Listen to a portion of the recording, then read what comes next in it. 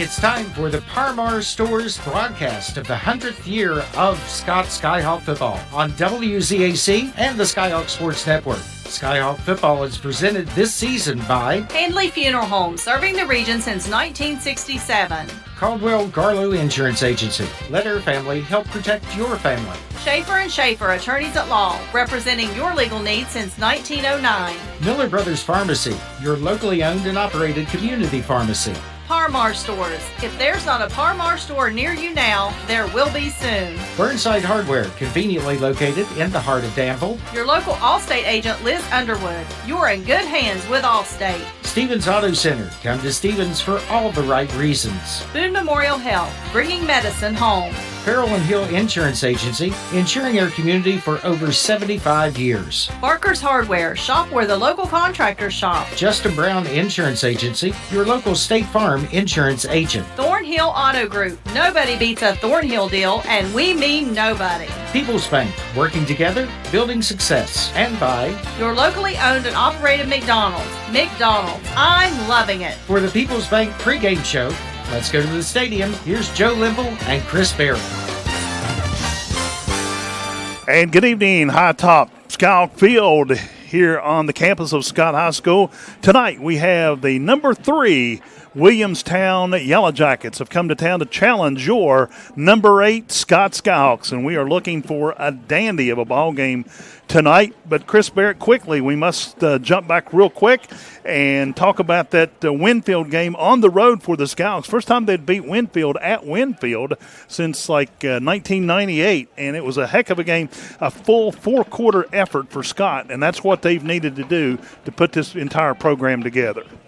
Yeah, it's something that we had talked about. It's something that, beginning of the season, they weren't able to put 4 quarters together. And then, about the middle of the season, up until about 3 quarters of the season of the way through, they were playing a lot of teams where they didn't have to put 4 quarters together because in the third quarter we were having running clocks and it just wasn't a necessity. So getting to do the thing that they got to do at Man, which is play physical football for 4 quarters, really was able to prepare them for what last week was going to hold, because it doesn't matter how good of a football team Winfield is, they are always going to be an extremely physical football team. Absolutely. They threw the first touchdown on their opening drive last week, and then David Fennessy scored on a 2-yard run, and the Skyhawks failed on the extra points as Skyhawks trailed by 1, but then Nate Easterling found Carter McClung on a 17-yard pass play run into the end zone, and the Skyhawks made the extra point, and they took a 13-7 lead and didn't look back. That was the score at halftime. Then David Fennessy scored 2 more touchdowns in the second half.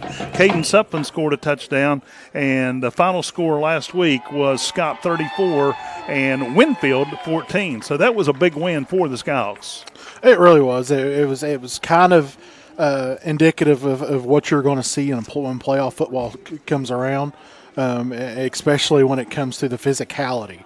And the toughness that is going to do to be able to get wins in the playoffs. So it's definitely these 2 final games. I'm sure that Coach Jeremy Dolan would tell you that Scott is not in the position that they would have liked to have been, to where these last 2 games matter so much. He would have liked to have probably got off to a little bit better start, and where these games wouldn't have mattered as much.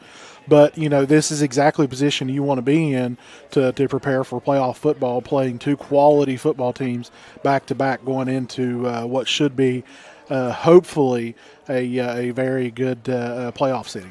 This is like pretty much a playoff game tonight. You got number 8 hosting number 3, and if you look at the stats between these 2 teams, they are very similar. Like in total yards on the season, Scott has 2990, just under 3,000, and but however, Williamstown has 3,968 because they are a dominant rushing team. Now you look over in the passing department, Scott. Passing yards, Scott has 1,500 and they only have 1,100. So Skyhawks are a little more of a passing team than Williamstown, but their quarterback is pretty much their best player on their team. Yeah, and he's a senior, and the reason why he is in that starting quarterback role is because of the senior that graduated last year, who was quite possibly one of the best football players in the state, Maxwell Melessa, is at WVU playing baseball this year. But I was talking to the radio crew over here and was talking to him about how I promise you, we all talk about how fast Carson Brenniger is, but that kid, he is the fastest high school athlete that I've ever physically laid eyes on. Whenever I watched him play in the North-South game last year. So yeah, when you look at the matchups as far as the schedule on the season, Scott's opponents are 29 and 47. But then you look at Williamstown's opponents, they are 45 and 37. So, they play a little tougher schedule. Of course, they're the two-time back-to-back single-A state champion, and they've moved to double-A this year, which moves them up a notch, and that's kind of what they're gunning for as well. Well, and we always talk about it, Joe. I'm not saying there's not good football in the southern part of the state, but we know the northern part of the state, at least for the last 10 or so years, has always had more consistent football teams from the top to bottom when it comes to the level of play. So being up there in the northern part of the state and playing the Frankforts and you're up there in Parkersburg already where they are, and so you're sneaking in a Parkersburg South and a Parkersburg each year. So it's one of those things to where there is more quality opponents that you got to try to play. And the thing that I'm sure that most state champions find out, especially back-to-back state champions, it's hard to put a schedule together because everybody's like, I don't want to go get thumped. So it's hard to put a schedule together.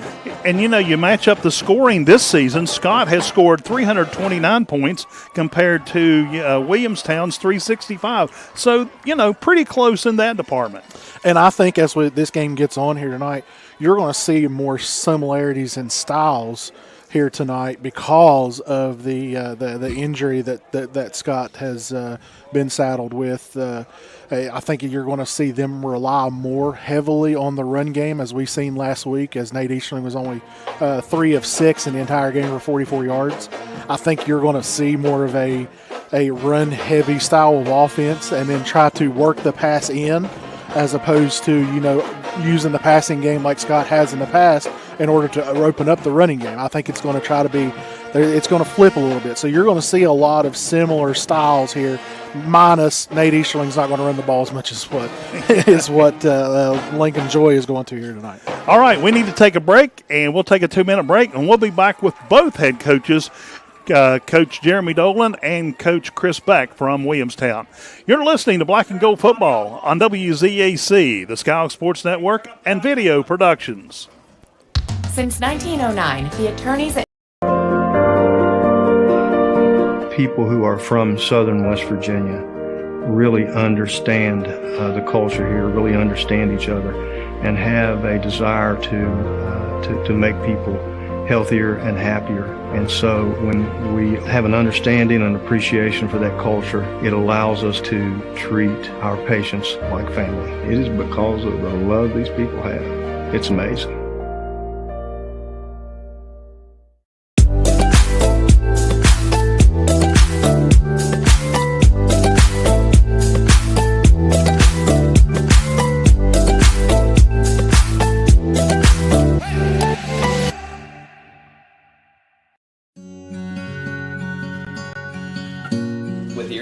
Here at Caldwell Insurance Agency, I want to provide you with the best customer service available. I want to provide you with coverages that nobody else can provide you with, along with affordable rates.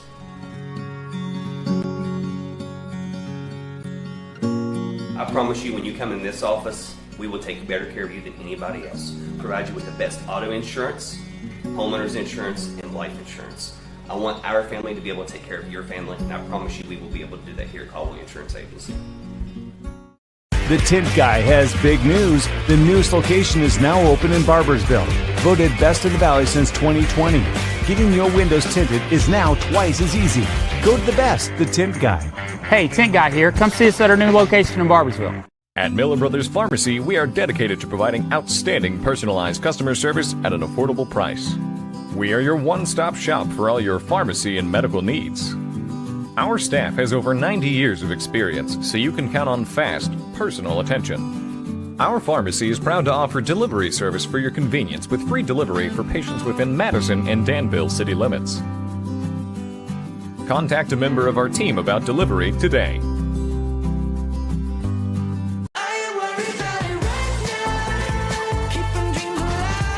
Drive into 2025 with confidence in a vehicle designed to turn heads.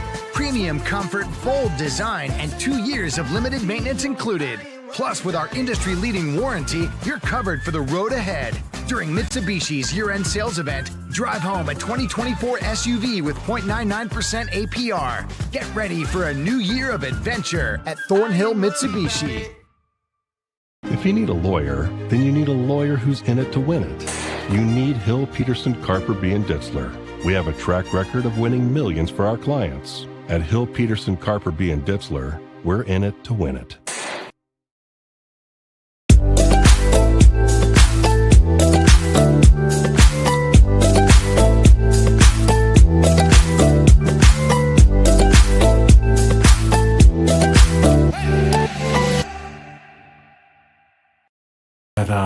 Out of necessity, because we just was so short-handed. Another kid that I can't speak highly enough is Cole Elkins. Went in and played some minutes at wide receiver. He's normally our backup quarterback, but he knows the routes, knows the plays, so he went in and ran them well enough to help us out on that side, and then played really good at safety on defense side of football. So I was real proud of all the kids that stepped up and made plays during the night and got us out there with a victory. It was like the team really put together 4 full quarters of a ball game. Yeah, I mean, and it all started up front, offensively and defensively. The offensive line, defensive line both had really good nights, and that's what takes to win football games, especially as we progress through the rest of the season and into the playoffs. We have to be really good up front, and that's where I think we've improved the most throughout the year.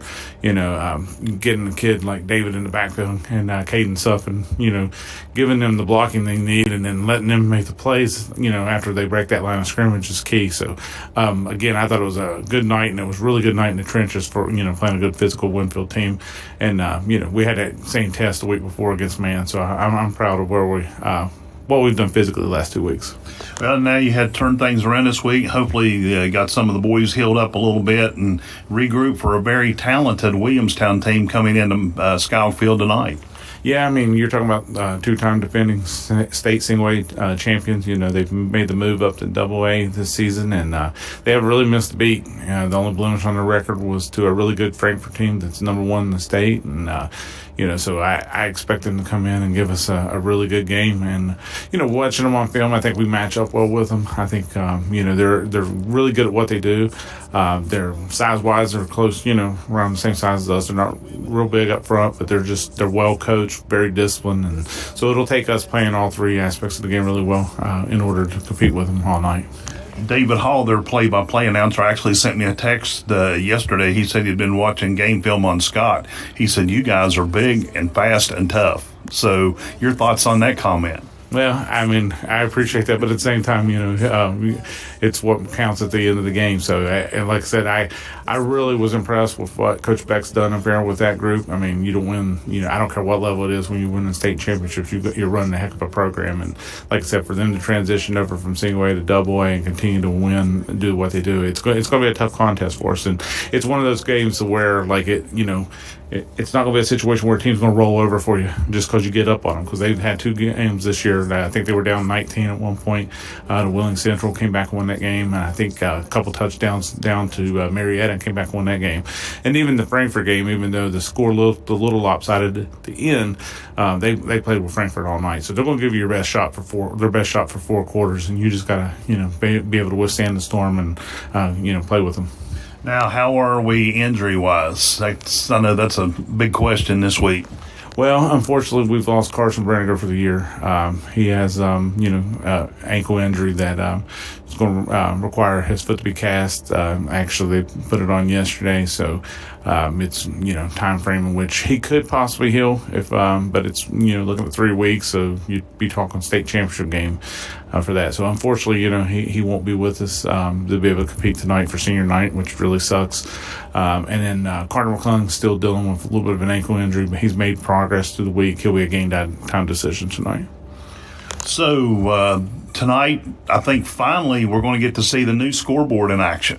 Yeah, we're really excited about that. The boys are pumped up for it. I appreciate, again, Stevens Auto and Boone Memorial Health for stepping up and, helping us financially secure that. And then, the Board of Education did their part in helping get it installed for us. And, the Boone County School Center electrical crew down wired it up, and Mr. Hanson got us on the Wi-Fi. And Butch Mounds from Video Productions also came down and did some work on it for us. So it's been a community effort, and a lot of people have put time into it. So I appreciate it, and the boys are super excited for it. And I wish we had had it at the beginning of the year, but what better night than senior night, I guess, if we're going to make a debut this year. Does the team realize what a big game this is tonight against Williamstown? Because I think a win would secure a home, at least a home first-round game in the playoffs. You lose, you could possibly drop a spot and hit the road next weekend. Yeah, they understand. I mean, like I said, we've had these scenarios playing out now for several weeks, and I've tried to just stay focused on the task at hand and the team in front of us this week. Being Williamstown is our main focus, but they do understand. Right now we're sitting in the 8th spot, and that has a home field advantage game with it in the first round. But like you said, you lose, and there could be some shake up there. Fortunately for us, Bluefield lost last night, so if we win, we know we would jump them. And there's a couple other teams that's got some tough games this week. That if they were to lose, we can jump them. So I'm not sure exactly how all of it shakes out. I get told, but I'm not the one that does all the numbers. I'd rather just focus on the team in front of us each night. But I think we can get possibly as high as 5, and I think the lowest we could drop is 9. So our focus is just winning this football game tonight. A lot on the line tonight in high school football across the state of West Virginia. We'll be back with more of our People's Bank pregame show after this. We've been talking to Coach Jeremy Dolan about the Skyhawks. You're listening to Black and Gold Football on WZAC, the Skyhawks Sports Network, and Video Productions. My name is Natalie Brown. Folks, to the most mouth-watering showdown on television, the Hangry Games Ultimate Snack-Off, right here at your local Little General store.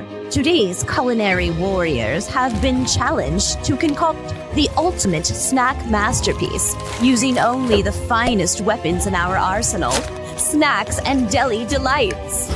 Rosemary wields the ancient spears of Laffy Taffy, and Silas counters with the arrow of Slim Jim. As the snacks fly and the deli slices, remember, dear viewers, every item they're using can be found at your nearest Little General store, where creativity meets convenience.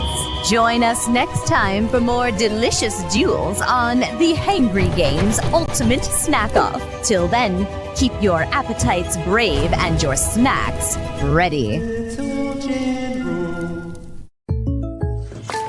Hey, Jake from State Farm. We have to know. Yeah, these are State Farm pajamas. No, what if we have to talk to somebody about our policy, but it's late at night? Call us 24/7. Great, because what if someone still calls his mom for everything? We'll walk you through everything. At State Farm, we're there for your what-ifs.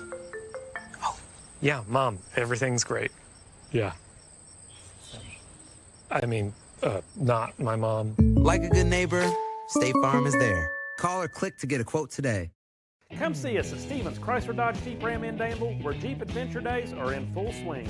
We've got great deals on all of our new Jeeps, and we've got over 100 in stock. Like a brand new 2024 Jeep Grand Cherokee L with third row seating for only $38,650. Plus, Wranglers, they're all on sale, up to $13,000 below MSRP. So come see us for Jeep Adventure Days at Stevens Chrysler Dodge Jeep Ram, just minutes from Charleston down Corridor G to get the best prices you'll ever see. At Hanley Funeral Home, we offer unique opportunities for families to create healing moments after loss. With over 55 years of experience serving the Boone, Logan, and Lincoln communities, our staff will help you discover ways to pay tribute, whether that be at a burial service at one of our cemeteries or a personalized lasting memorial. Visit us at www.handleyfh.com or call 304-369-0718. The Handley family of business thanks you for your support. The Southern Pineapple in downtown Madison is your choice for women's clothing and accessories. They have styles that fit all ages, along with local handmade jewelry. From elegant to everyday wear, the Southern Pineapple is your place to shop. Find us on Facebook, subscribe to our page, so you can see all the latest products and inventory. Come and shop at our unique boutique and be sweet. Expect it to be. Yeah, the effort's good. We're just not consistent at times, and we're a little undisciplined. I didn't think we played real disciplined last week. If we play like that tonight, we're going to lose. So we got to play better than we did last week. But no, the effort's always there. Our guys, we don't have any guys that run 4.5s and 4.6s or stuff like that, which I know these guys do. We have a bunch of guys that play hard, and that's what tonight's going to be about, is us playing hard, trying to execute, and seeing where we land here.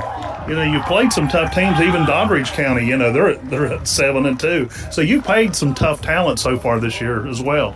Yeah, Frankfort, Wheeling Central, those two of the top 5 teams in AA. Tonight, I know these guys are ranked 8th or 9th, but they're a top 5 team in AA. So, and good news, once the playoffs get going, I think we've played 3 of the top 5 or 6 teams, I think, in all of AA. So we're going to know where we stand. We're going to know what we need to work on, and, you know, kind of where we measure up against these teams. No, we're never afraid or shy away from a challenge. You know, when the classifications were released, we dropped to 3.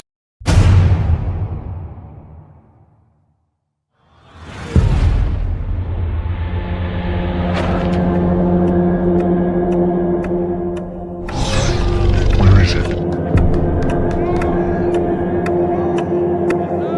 Ready or not, here I come. You can't hide. I'll show you the dark side. Ready or not, here I come. You can't hide. Gonna find you and take it slow. Will let nothing stand in our way.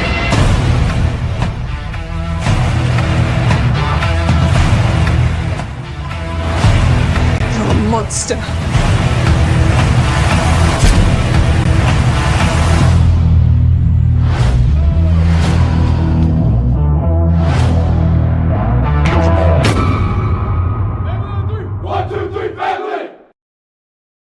Got great linebacker play, so it's going to be up to us to kind of limit that and see how we do. You know, we like to hang our hat on the guys up front, and that's one thing on film that's a little bit tough to tell. You never know until you kind of get matched up with them up front how you're going to hold up. So to me, that's going to be a big part of this game, is how are we able to compete up front and how can we limit big plays.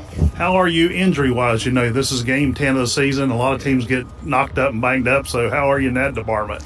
No, game 10, you're going to have bumps and bruises. Everybody does. Nobody wants to hear you complain about injuries because, I mean, we don't have any significant ones, I would say. Ones that, I mean, we don't have a kid we tore an ACL and he's out for the year or anything like that. We got bumps and bruises, guys nursing stuff, and but so this Scott, I'm sure they've got guys. So we're pretty healthy and excited, and see how tonight goes. I think from a rating standpoint, we're probably 3 or 2 with a win. We can't be lower than 5 even with a loss. So not a huge impact rankings wise. So that's always kind of a consideration in terms of how much of your hand do you show a little bit. But we'll go out and play and try to compete and try to get out here with a win. Coach, thank you very much. Coach Chris Beck, the head coach of the Williamstown Yellow Jackets. We'll be back with more Black and Gold football on WZAC, the Skyhawks Sports Network, and Video Productions. The Handley View.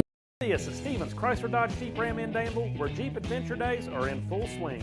We've got great deals on all of our new Jeeps, and we've got over 100 in stock. Like a brand new 2024 Jeep Grand Cherokee L with third row seating for only $38,650. Plus, Wranglers, they're all on sale, up to $13,000 below MSRP. So come see us for Jeep Adventure Days at Stevens Chrysler Dodge Jeep Ram, just minutes from Charleston down Corridor G, to get the best prices you'll ever see. People who are from southern West Virginia really understand the culture here, really understand each other, and have a desire to make people healthier and happier. And so when we have an understanding and appreciation for that culture, it allows us to treat our patients like family. It is because of the love these people have. It's amazing. At Miller Brothers Pharmacy, we are dedicated to providing outstanding personalized customer service at an affordable price. We are your one-stop shop for all your pharmacy and medical needs. Our staff has over 90 years of experience, so you can count on fast, personal attention. Our pharmacy is proud to offer delivery service for your convenience with free delivery for patients within Madison and Danville city limits. Contact a member of our team about delivery today. Hey. Jake from State Farm. We have to know. Yeah, these are State Farm pajamas. No, what if we have to talk to somebody about our policy, but it's late at night? Call us 24/7. Great, because what if someone still calls his mom for everything? We'll walk you through everything. At State Farm, we're there for your what ifs. Yeah, Mom, everything's great. Yeah. I mean, not my mom. Like a good neighbor, State Farm is there. Call or click to get a quote today. And Carter McClung. And Chris Barrett, while they do that, let's go ahead and get started on our starting lineups for the matchup between the number 3 Williamstown Yellow Jackets and the number 8 Scott Skyhawks. Take a look at the offensive unit first for Williamstown. We'll go start with the 2 tackles. At left tackle will be a junior, number 74, Jenner Burge. Right tackle will be a senior, number 77, Jensen Berg. At left guard will be number 16, a sophomore, Christian Hoosier. Right guard will be number 63. Left guard was number 16. Right guard will be number 63, senior Ty Ott. Center will be number 78, a junior, Blake Brown. At tight end will be number 13, a senior, Danny Hooper. At receiver will be number 10, a senior, Cooper Martin. Familiar name. Yep. Not the Cooper Martin we're familiar with, but another receiver will be number 21, junior, Carson Hines. The 2 running backs will be a fullback, number 4, a senior, Rex Anderson. Number 5, the running back will be a senior, Cooper Billingsley. And the quarterback for the Yellow Jackets will be a 6 foot, 201-pound senior, number 2, Lakin Joy. Starting defensive unit for the Scouts tonight, Will Toller up front in the middle. Thomas Crisp, the defensive end, on the left. Mason Brown on the right. Outside linebackers tonight will be David Fennessy, a senior, and Jeremiah Brown, a junior. Middle linebackers will be Caden Sutphin and Ty Mitchell. The cornerbacks will be Carter McClung, Loudon White, and the safeties will be Caden Sharps and Cole Elkins. And we are ready to get this football underway. We still show 56 seconds on the clock, but they have it all teed up, and they're ready to get this one underway.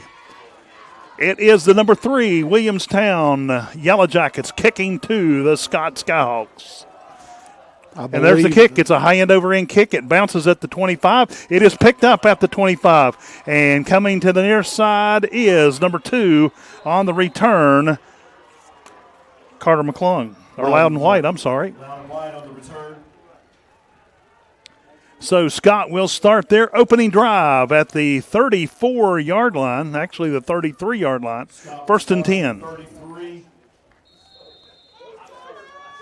I believe it was number 19, Lyric Purdue was the kicker. For you are correct. Williamstown. Scott is set and ready. Twin receivers far side, single receiver to the near side, and a flag already.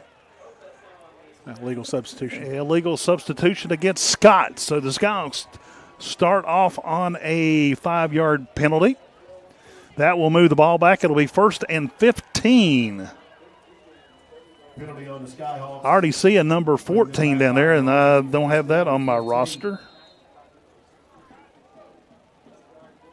So the Skyhawks wearing Army National Guard jerseys tonight. They're camouflaged with white numerals. On the front says Army National Guard. Also on the back says Army National Guard. Skyhawks set.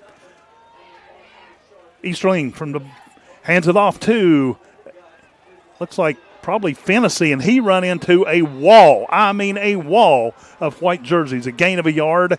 It'll be second down and 14. On the carry, short gain. Yeah, as you said, Joe, just as soon as he took the handoff, it was a high snap that Eastland kind of had to go up and kind of get just a little bit and try to bring down and get into the stomach of David Fennessy. But as soon as he got the football, he was stopped right there by the defensive line of Williamstown.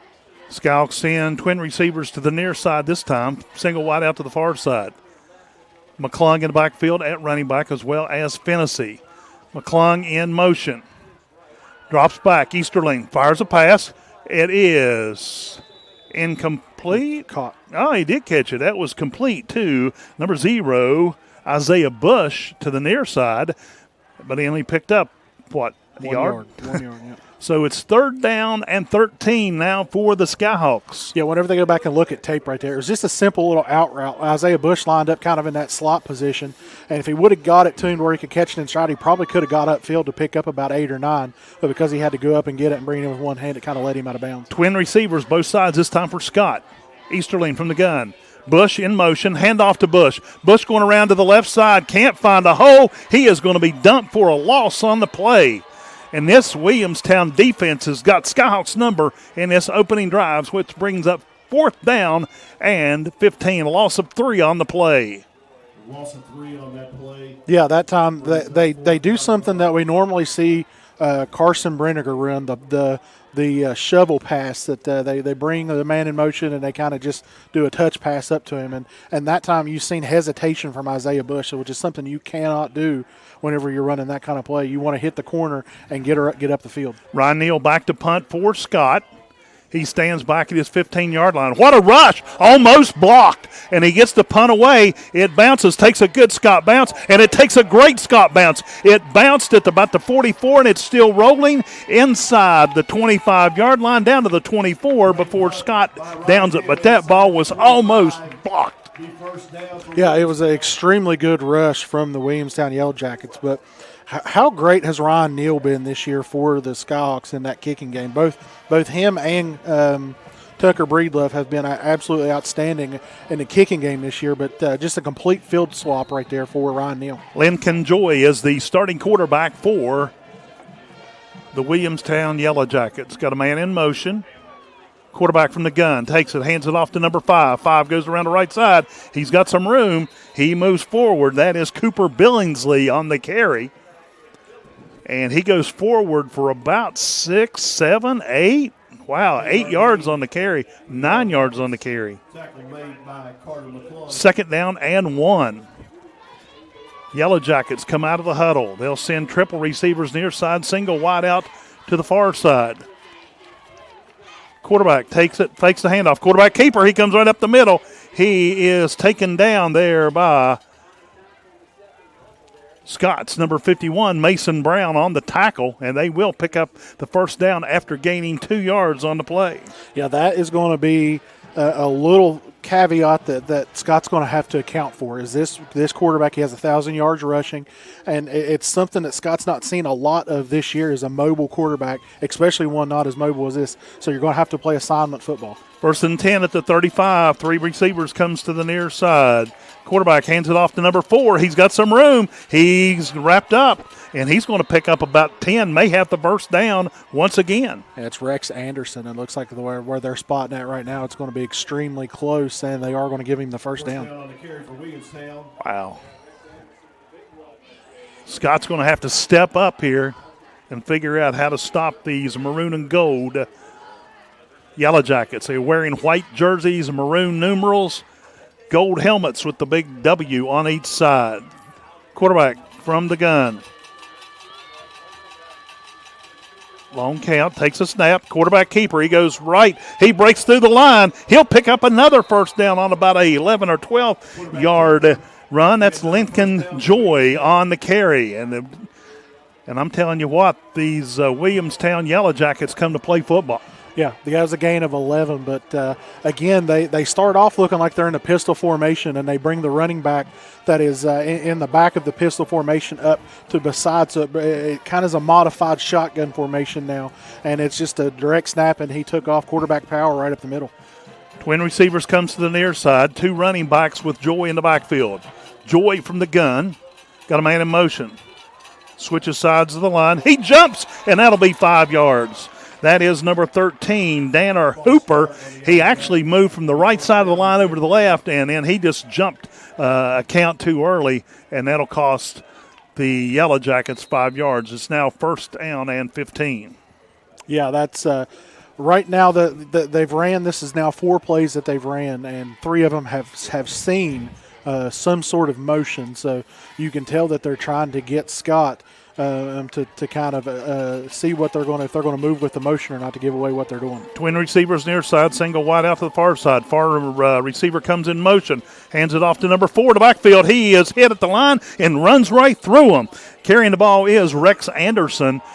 He was stopped at the initial line of scrimmage but bolted through for a 5-yard gain. Yeah, he picks up the penalty yardage back up, and again, Scott's kind of right now that they're not crashing down, which is what they don't need to do, but they're hesitating. They can't crash completely down because they have to account for the RPO from the quarterback, but they can't be hesitant in doing it. 2nd and 10. Joy goes from the gun once again, hands it off, fakes the handoff. He goes up the middle. Scott bit on the fake handoff, and Joy keeps it, and he'll pick up about 5 yards on the carry. It'll be 3rd down, and actually only picked up 4. It'll be 3rd down and 6 now for the Yellow Jackets. Yeah, Scott done a good job right there. They actually didn't bite on the play fake as much as what they could have, but he's just shifting, was able to kind of get through that offensive line. Joy lines up in the gun once again.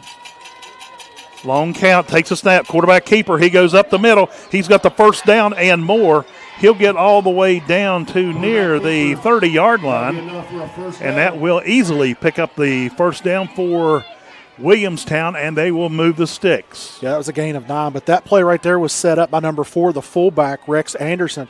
He come up and got a great block on number 51, Mason Brown, in order to spring the quarterback, Joy, free. Joy from the gun, once again, actually goes under center, drops back, fakes the handoff, rolls right. He's under some pressure. He throws the ball away. And interception by Scott.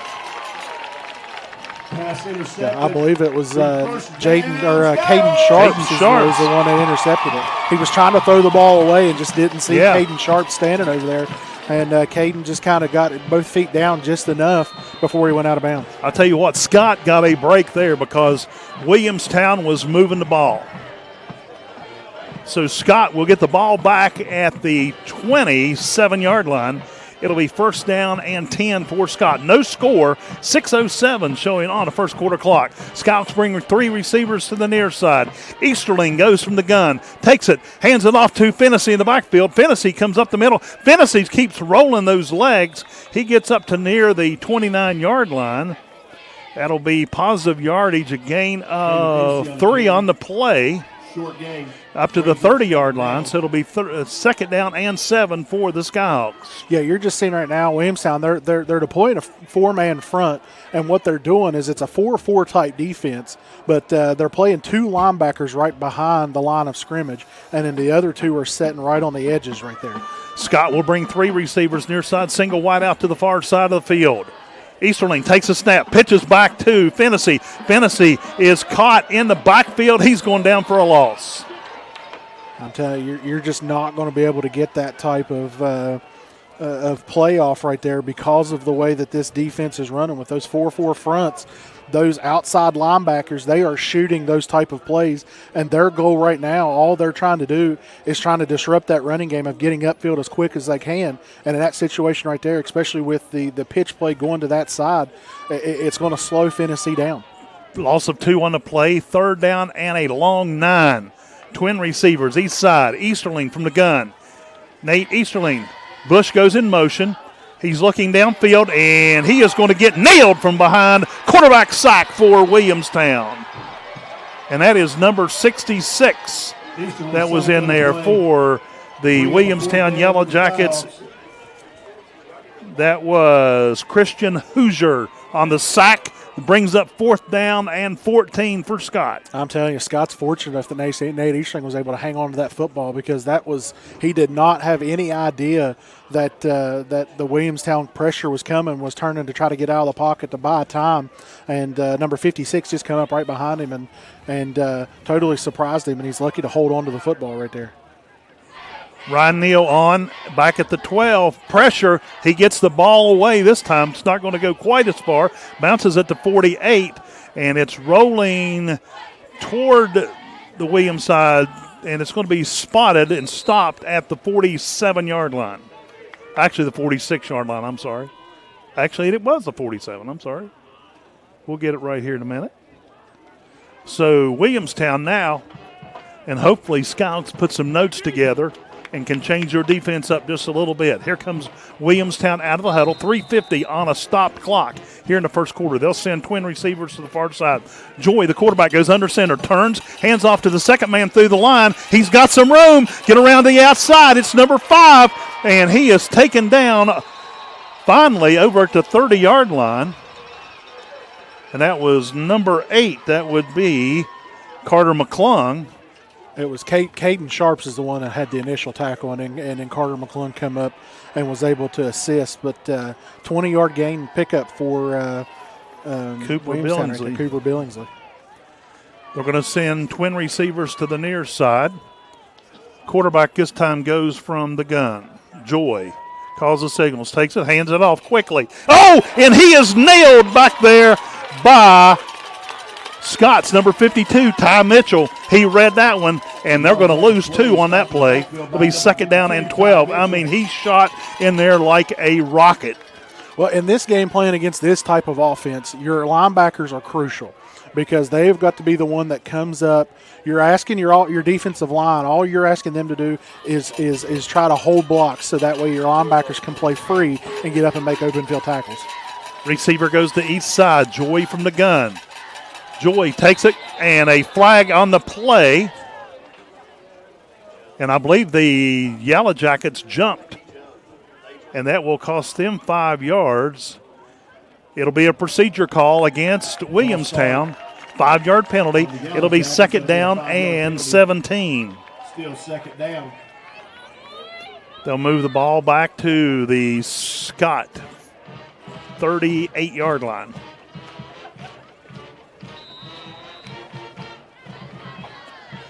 Here comes the Yellow Jackets out of the huddle. 3 minutes showing on the first quarter clock. No score. Twin receivers to the near side. Quarterback keeper, he runs into a wad, and he goes virtually nowhere. A whole host of Skyhawks making the stop as Joy on a quarterback keeper. Gain of a yard. I don't know if he even gained that.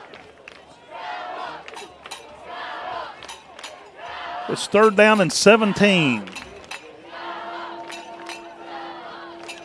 This time they'll send twin receivers to each side of the field.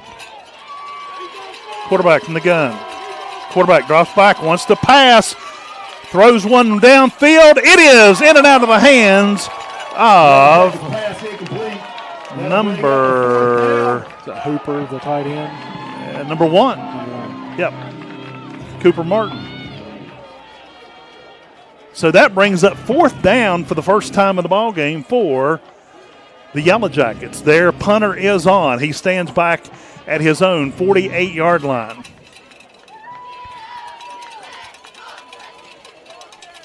And the punt is away. It's a relatively short punt, but it makes a big, and he picks it up back there and goes up the field.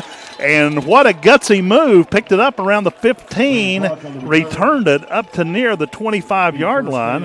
I believe that was Braden Clark on the It was, yes. On the return. They will spot it at the Scott 25-yard line. I don't hate that it's a risky play. It really is. But if you let that ball go, there's a good chance it's probably down inside the 5-yard line. Triple receivers come to the near side. Single wide out to the far side. Easterling calls signals. Easterling drops back. Fires one downfield. It is incomplete. It was intended for Isaiah Bush. It was just a little high, and all they could do is basically knock it away from the defender. Pass goes incomplete. Yeah, trying to run a little post route, skinny post over the middle of the field is Isaiah Bush. And Easterling had him. He just put way too much air underneath the football. That's when you really got to set your back foot down and really drive through and deliver that with a little bit more steam on it to enable to give your receiver a little bit of time to get to that football. It'll be second down and 10, and if you haven't caught on, Carson Brenniger is out for the season. Has an ankle injury, and we'll get into that a little more a little later. Triple receivers, near side for Scott. Single wide out to the far side. Easterling takes a snap, drops back, wants to pass again. Throws a little pass out to Fennessy. Fennessy gets out there. He goes one-on-one. It took two of them to take him out of bounds, and a late flag, and hopefully that's 15 yards against the Yellow Jackets. The officials are talking things over. Easterling's over getting the play on the, and that is going to go against the Williamstown Yellow Jackets. 15-yard penalty, personal foul, and that will take the ball all the way up to the Scott 41-yard line. You'll take it, and then it's one of those things. I think it was just a continuation of the play. Well, yeah, and really. The way Fennessy kind of is just burly, and he's hard to bring down, but yeah. Here we go. And they jump, and a flag on the play. And it's going to be offsides defense. And that'll be 5 more yards. So that'll bring up 1st and 5 now for Scott. Takes the ball up to the Scott 46-yard line. Here comes the Skyhawks out of the huddle. 1:48 on the game clock here in the first quarter. No score. Skyhawks send twin receiver, triple receivers far side, single wide out to the near side. Easterling from the gun. Easterling takes a snap, drops back, wants to pass, in some trouble. He goes forward, almost gets out of it. He is down, he is down, he is down. Charlie Short had it called. That was yeah. He did. He had it called immediately. Easterling sacked on the play. They caught him on a shoestring tackle. Otherwise, he would have been downfield several more yards. Loss of 2 on the play. 2nd down and 7. Skyhawks out of the huddle. Send 3 receivers, same formation. Easterling from the gun. Easterling takes it, hands it off to Fennessy. Fennessy caught in the backfield. They have got that boy's number tonight on the run game. Met in the backfield by a host of Yellow Jackets. Yeah, we've talked about it a bunch, Joe. This is, unfortunately for Scott, this is what is going to be very hurtful when it comes to Carson Bringer not being able to play. We've talked about their best weapon is Carson Bringer, and not in a sense of when the ball is in his hands. It's whenever he's able to go in motion and give the defense something else to think about. Right now, all these defensive ends and these linebackers can really kind of pin their ears back and crash down and take away this running game for Scott. Scott goes with the same formation on the lineup. Fennessy takes the snap, hands it off to Fennessy. Fennessy goes forward. He's going to get a few. He's still on his feet at the 50. He goes forward. He may have the first down. And that was all David Fennessy's legs. And he picks up enough yardage for the first down. They had him wrapped up at the line of scrimmage, and he kept pushing, kept digging. He drug 2 players all the way down. It's Scott first down at the Williamstown 48-yard line. Yeah, he needed 9, got 10, but it was really the offensive line that came up and gave him that initial shove after he was kind of stopped about 4 yards from the line of scrimmage that was able to propel him to get that first down. Same formation for Scott. Easterling calls the numbers. 2 seconds. They get the snap off here at the quarter. Fires one downfield, and it is caught down at the 34, 33-yard line. Number 11, Caden Sharp. Yeah, and that will be the end of the first quarter as the Skyhawks end it on a first down. The score, the Yellow Jackets nothing, the Skyhawks nothing. We're listening to Skyhawk Football on WZAC, the Skyhawk Sports Network, and Video Productions. This is Jeremy Caldwell, owner of Caldwell Garlow Insurance Agency. Are your auto and home insurance prices going up?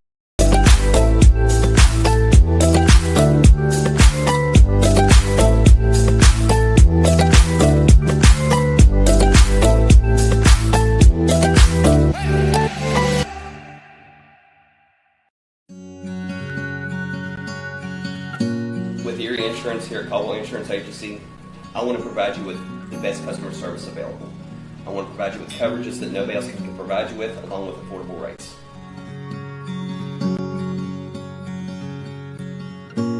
I promise you, when you come in this office, we will take better care of you than anybody else. Provide you with the best auto insurance, homeowners insurance, and life insurance. I want our family to be able to take care of your family, and I promise you we will be able to do that here at Caldwell Insurance Agency. The Tint Guy has big news. The newest location is now open in Barbersville. Voted best in the Valley since 2020. Getting your windows tinted is now twice as easy. Go to the best, The Tint Guy. Hey, Tint Guy here. Come see us at our new location in Barbersville. 3 receivers far side, single wide out to the near side. And the play clock has not even set. Scott is ready. Fennessy from the gun. The quarterback, Easterling, fires one downfield, and it is caught, and it is an East Skyhawk. No, they're saying he stepped out of bounds at the 3-yard line, but what a throw by Easterling, and what a catch by Braden Clark. And that put the Skyhawks in the red zone at the 3-yard line. It is 1st and goal. Yeah, the thing is the way that Scott has tried to run the football, it starts to bring that defense up enough to where you can try to get those shot plays. That was one of those things that he didn't even give Clark enough time to kind of turn around and find the football. He just let it go, and Clark done a really good job of finding the football and going after it and getting it. Here come the Skyhawks out of the huddle now. They're signaling something. The officials. Williamstown's had to bring a player off the field, I guess, because maybe why did he wait so long? Blood or something like that. It's an official timeout. Anyway, yeah, it's official timeout.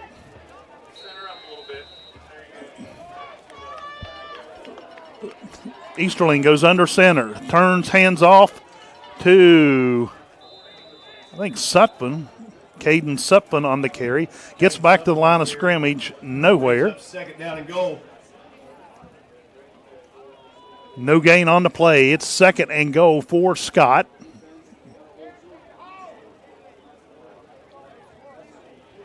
Easterling comes over and has a quick chat and gets the play from Coach Jeremy Dolan.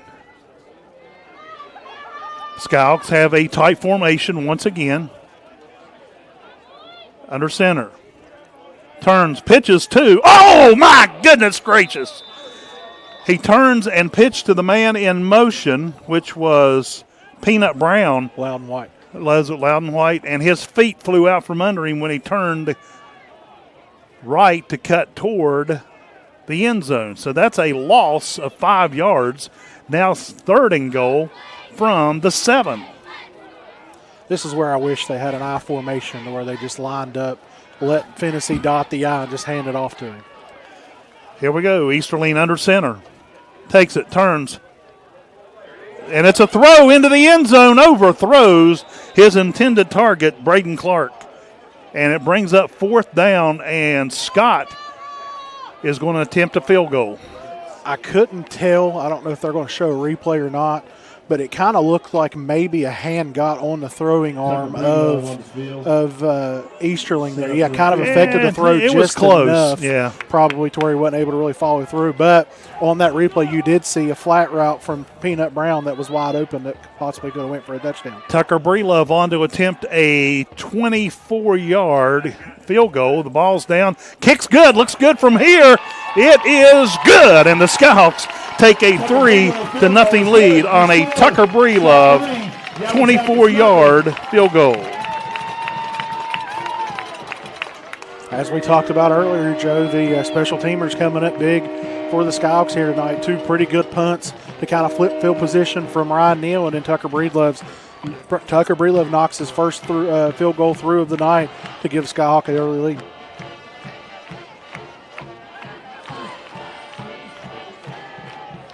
So the Skyhawks take a 3-0 lead over the Williamstown Yellow Jackets. And now Breelove will kick from our right to left.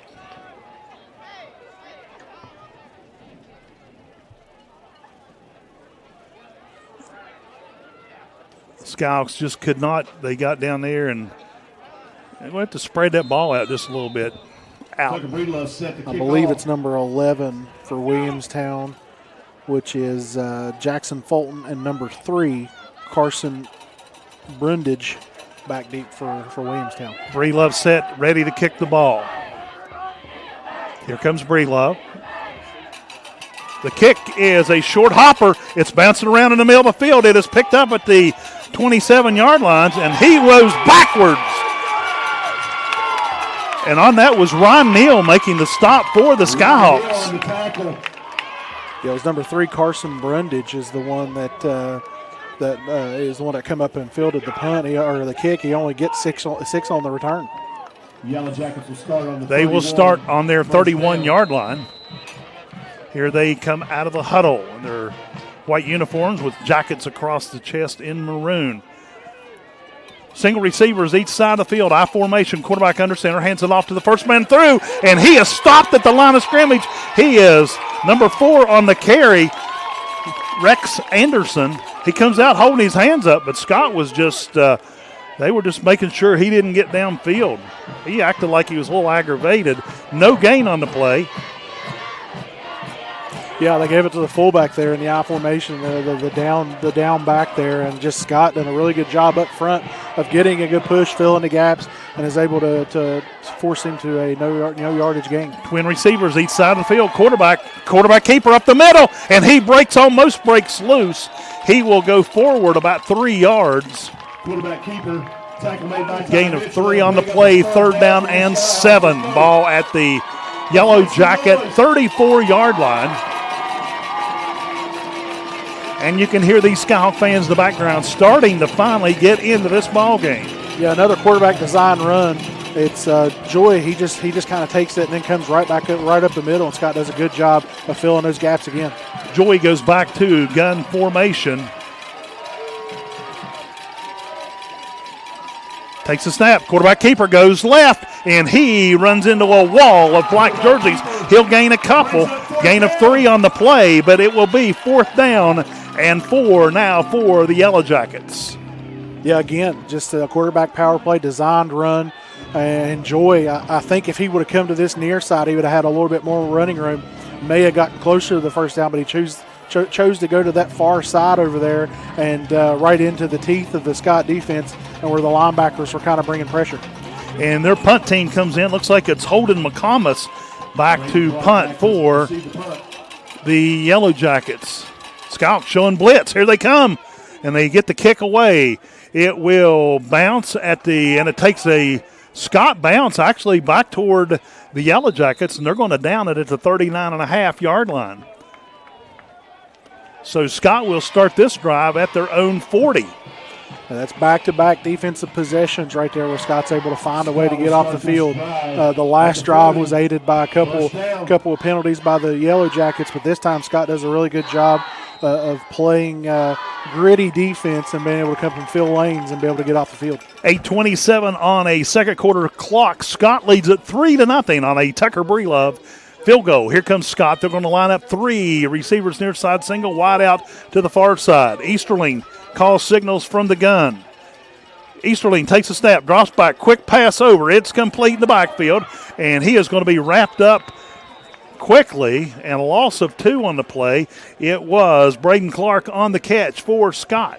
Yeah, they tried to run that little bubble screen out there that we see them run to Carter McClung and Carson Brenniger a bunch, and this time they get the bigger receiver, the Braden Clark, trying to run into it. But kind of not a very good football delivered from Easterling, but wasn't allowing him getting up the field. But it was a really good job of the secondary from Williamstown forcing him back into the middle of the field.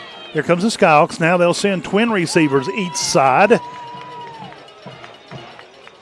Easterling takes a snap, drops back, wants to pass, looking, and he's going to run it up the middle, and he is caught from behind.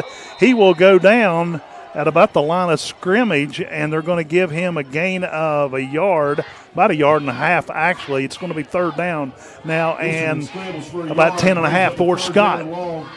Yeah, that time, just not enough time. He had Loudon White. He was running a streak route lined up in this near side slot position, and then right underneath him on the outside position, Braden Clark was running a dig route, and both of them were open, but Nate Easterling just did not have enough time to find them down the field. Scott goes 3 receivers far side this time, single wide out to the near side.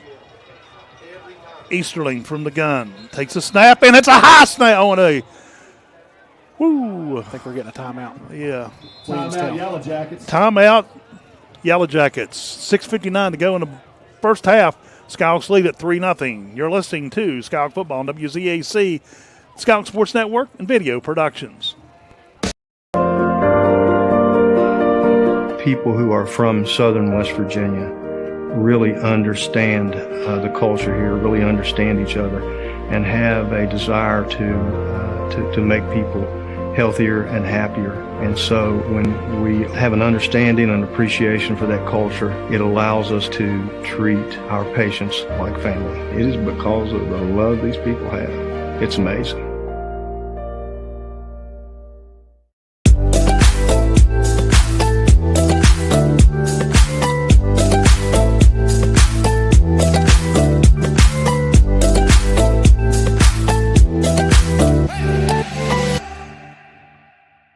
The most mouth-watering showdown on television. The Hangry Games Ultimate Snack-Off. Right here at your local Little General store. Keep your appetites brave and your snacks ready. This one 3-0. It is 3rd down and 11 for Scott. 3 receivers far side. Hands it off to the running back, and he is met by a whole host of Yellow Jackets. No gain on the play for David Fennessy, and it'll be 4th down and 10. They give him a yard on it. About a half a yard. I think the stick guy over there is just being a little overzealous. Could be. Again, like I said, without the threat of Carson Brenner coming in motion right there and giving the defense something else to look at, they're just crashing down. Ryan Neal on to kick. For Scott, stands back at his own 27-yard line. Good snap, good kick. And it is going to be fielded, and he calls fair catch at the 28-yard line. And that's where the Yellow Jackets will put the drive in play. Yeah, like we said, another really good kick there from Ryan Neal. Not only does it kind of flip field position right there for Scott, but it was a high end-over-end punt to where the return man number 3, which is Carson Brundage, has to call fair catch. Lincoln Joy, the quarterback, goes from the gun. Twin receivers each side of the field for the Yellow Jackets. Takes a snap, drops back, wants to pass, fires one downfield, and it is going to be good for about 2 yards, and that will be all. Complete to number 1, Cooper Martin. Yeah, they're going to give him 2 yards. Ran a little comeback route right at the 30, about 4 yards from the line of scrimmage, but the throw was low, and Martin had to come back to the ball, and because of that, he's only able to pick up a couple and brings up it's still on schedule here, 2nd and 8. Here come the Jackets out of the huddle. They'll bring 3 receivers to the near side. Got a man in motion. Got another man in motion, and they're going to hand it off to him. He goes around the far side. He's trying to get some room out there, and he's caught. After he'll gain about 2 yards on the carry, number 5, that is Cooper Billingsley. It's going to be 3rd down and 5 now for gain of 3. So it'll be 3rd down and 5 now for Williamstown. The ball on the far side hash mark at the 33-yard line. Here comes the Jackets out of the huddle. They'll bring twin receivers to the near side, triple receivers near side, single wide out to the far side. And a quarterback keeper. He runs in. He's met at the line of scrimmage. And in there on the stop is David Fennessy. Ty Mitchell got there as well. Yep. I think he was the first one to get there, and then David kind of cleaned everything up. But again, really good job right there as your linebackers getting downhill and making plays in the backfield for if you're the Skyhawks. No gain on the play. 4th down and 5. Punter for the Yellow Jackets standing back at his own 20. Snap is back, and the kick is high. It is going to come down and bounce at the 45-yard line. And it will roll back to the Scott 37, and that's where the Scouts will put the ball in play. I can't believe they're going to spot that at the 36. On the 36. Wow.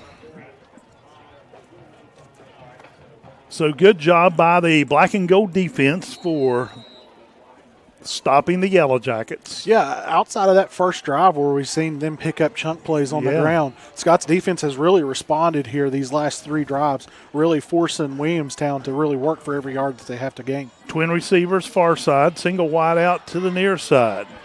Easterling from the gun. Hands it off to Fennessy. Fennessy trying to find some room. Can't find it. Well, he'll pick up a couple of yards. He'll pick up 2 on the play. It'll be 2nd down and 8. Game clock, 4 minutes to go in the first half. Scott leads 3-0. I'm telling you, Joe, I like this. Not a lot of stoppage of the clock here. We're working on 26 minutes since the game started, and we're almost through the first half. Yeah, that's unlike many other games this season. Scouts will send 1 wide out each side. Easterling from the gun. Takes it, fakes the handoff, fires a pass down the field, complete to Bush. He's at the 50, still on his feet trying to find some room. He goes backwards, but hopefully they'll give him forward motion and a flag over there. First down, Skyhawks. There's a couple. Flag on the other side of the field. Actually, he got across the 50, and if they only give him the ball at the Scott 49. No, that's the right spot, because at the last second he tried to veer around the defender over there, and it kind of caused him to go backwards there. But that is a good spot. But wait to see what the They're flag pointing is. against Scott, so it's going to go against the Probably Skyhawks. a Personal foul, Scott. Personal foul on the Skyhawks, be a 15-yard. They got to quit doing that stuff. That's cost them dearly this season. That takes the ball back all the way to the 34-yard line. It will be 2nd down and 12.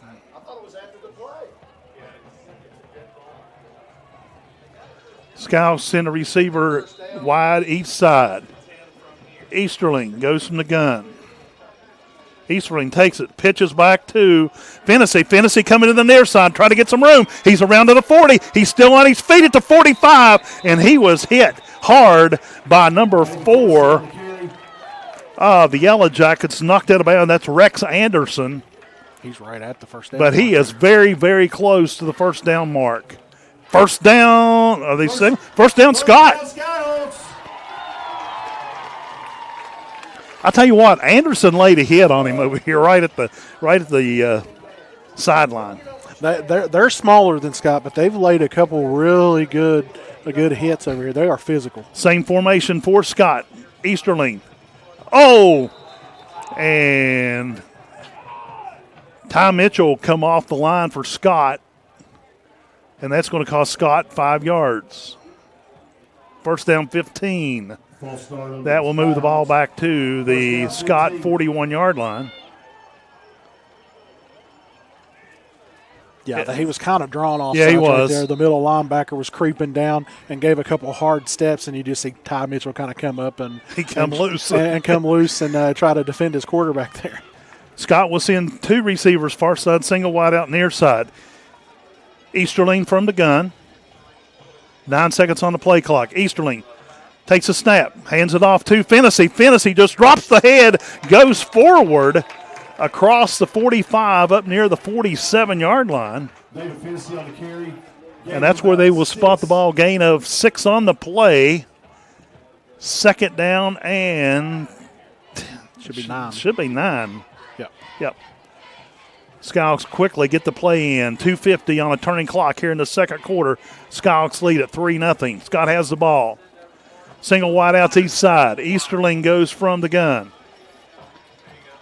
Easterling takes a snap, hands it off to Fennessy. Fennessy spins, comes to the near side. He's got the first down and more. Still on his feet, across the 35, taken out of bounds down at the 33-yard line. What an effort by David Fennessy. He run into a line of white jerseys, turned and spun completely around, come to the near side sideline, and took off like a rocket. Yeah, Williamstown quickly found out right there that you're not going to be able to bring David Fennessy down with an arm tackle, because it's exactly what they tried to do. Number 56 for Williamstown and number 32 both tried to arm tackle him right there, and he just spun right out of it. 1st and 10, Scott at the Yellow Jacket 33-yard line.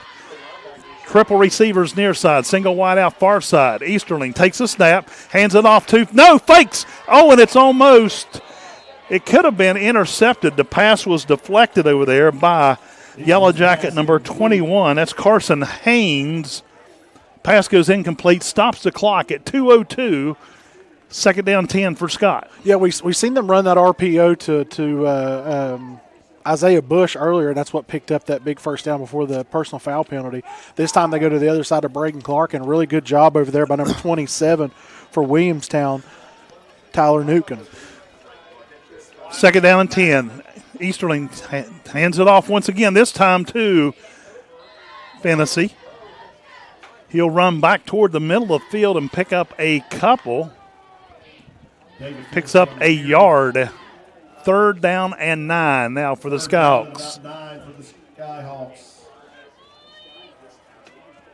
Skyhawks huddle up. Plenty of time on the play clock. We have a timeout on the field. We'll take a timeout as well. 1:38 to go in the first half. Scott has a 3-0 lead over the Williamstown Yellow Jackets.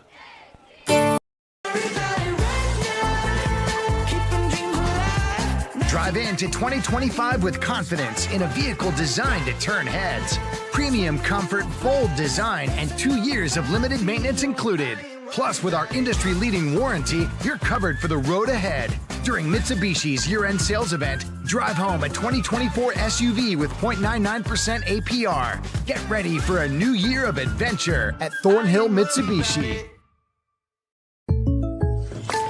Hey, Jake from State Farm. We have to know. Yeah, these are State Farm pajamas. No, what if we have to talk to somebody about our policy, but it's late at night? Call us 24/7. Great. Because what if someone still calls his mom for everything? We'll walk you through everything. At State Farm, we're there for your what ifs. Yeah, Mom, everything's great. Yeah. I mean, not my mom. Like a good neighbor, State Farm is there. Call or click to get a quote today. From the Scott Skyhawks on the Skyhawks Sports Network. 3rd down and 9. Easterling takes a snap. Looking downfield, fires a ball. It's complete to Bush. Bush is at the 30, goes forward, falls forward down to about the 28-yard line. So Scott will move the ball ahead 4 yards. It will be 4th down and 5 for the Skyhawks. Yeah, really good job right there by Williamstown. They give the underneath to Isaiah Bush, and they come up and make a really good tackle right here. And it looks like they're going to punt. I don't see Scott punting. Ryan Neal's back there. But now another timeout on the field. We'll take a timeout.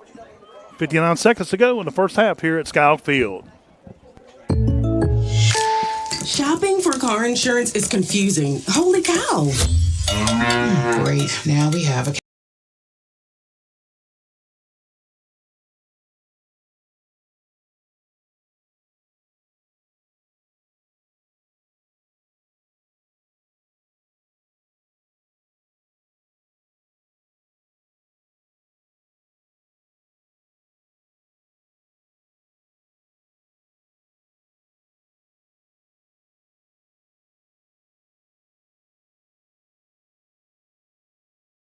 Fourth down and 5 for Scott, and we're still not sure what they're going to do. Well, to be honest with you, what I thought was a smart play from Williamstown ended up kind of being a head-scratcher from Scott. They're the ones that called the timeout. I thought Williamstown called the timeout because I thought they knew Scott was trying to run the clock down and then maybe kick it or whatever. It looks like Tucker Brelove's going on to attempt a field goal.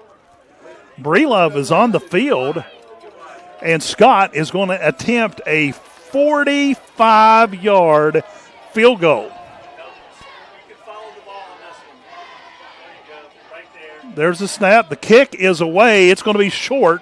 He got a high kick under it that landed about the goal line, but that will give the ball back to the Yellow Jackets with 59 seconds to go in the first half. Yeah, I mean, I don't dislike it. You're giving a kid there. I definitely think it's way outside of his range.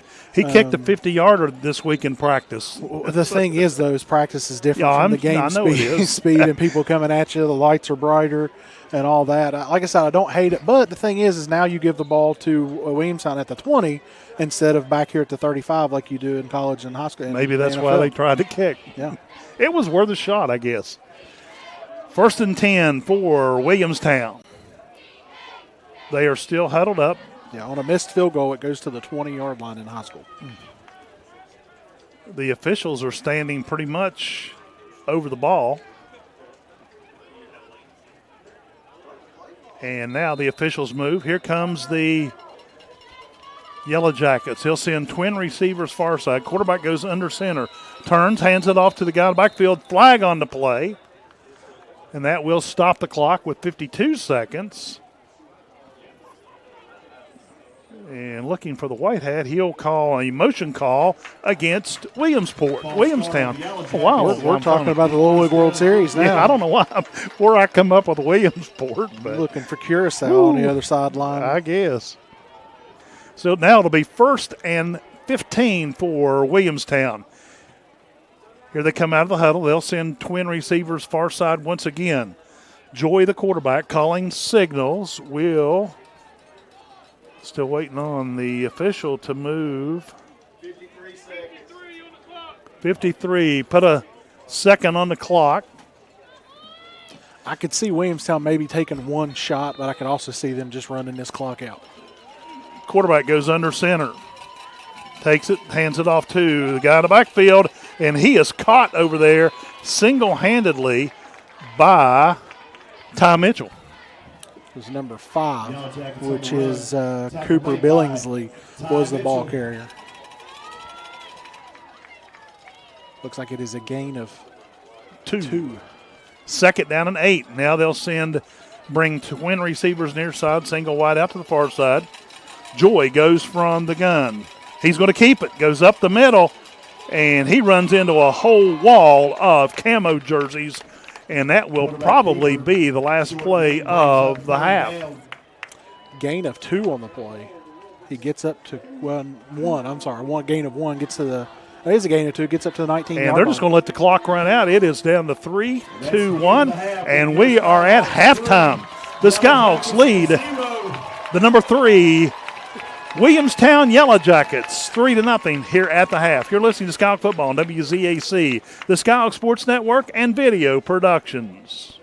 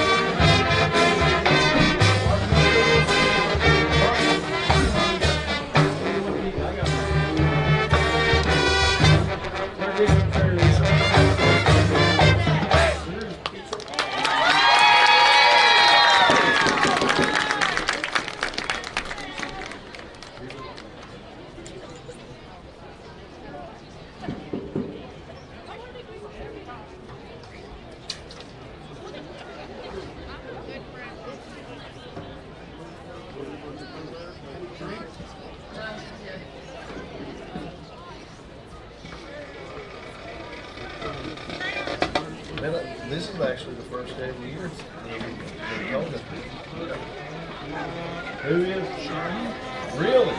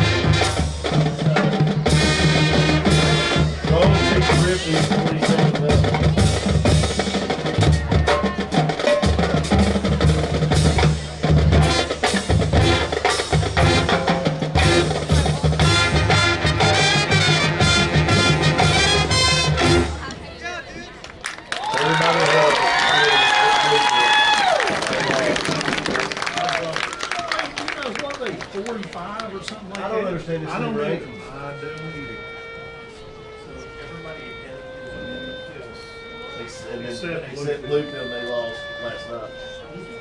Jason Road beat them 28.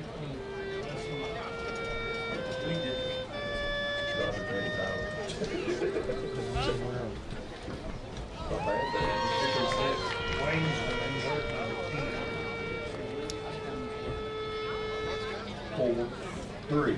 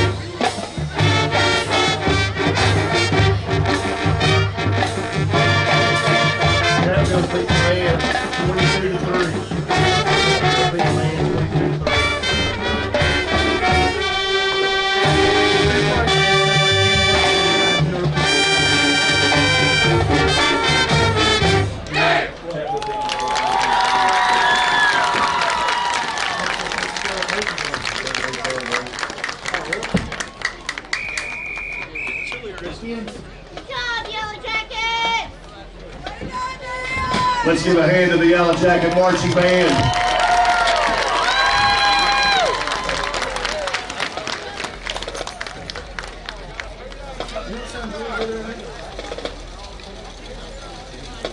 Juanita's, I know. What's up with that? You let us down, man. All that time, then you just drop the ball.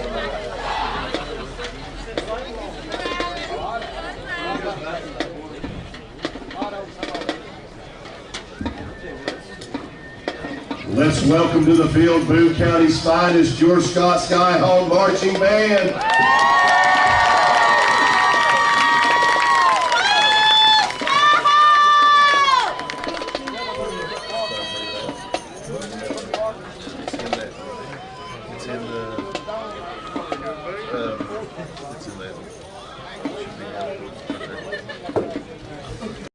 Folks, to the most mouth-watering showdown on television, the Hangry Games Ultimate Snack-Off, right here at your local Little General store. Today's culinary warriors have been challenged to concoct the ultimate snack masterpiece, using only the finest weapons in our arsenal, snacks and deli delights. Rosemary wields the ancient spears of Laffy Taffy, and Silas counters with the arrow of Slim Jim. As the snacks fly and the deli slices, remember, dear viewers, every item they're using can be found at your nearest Little General store, where creativity meets convenience. Join us next time for more delicious duels on the Hangry Games Ultimate Snack-Off.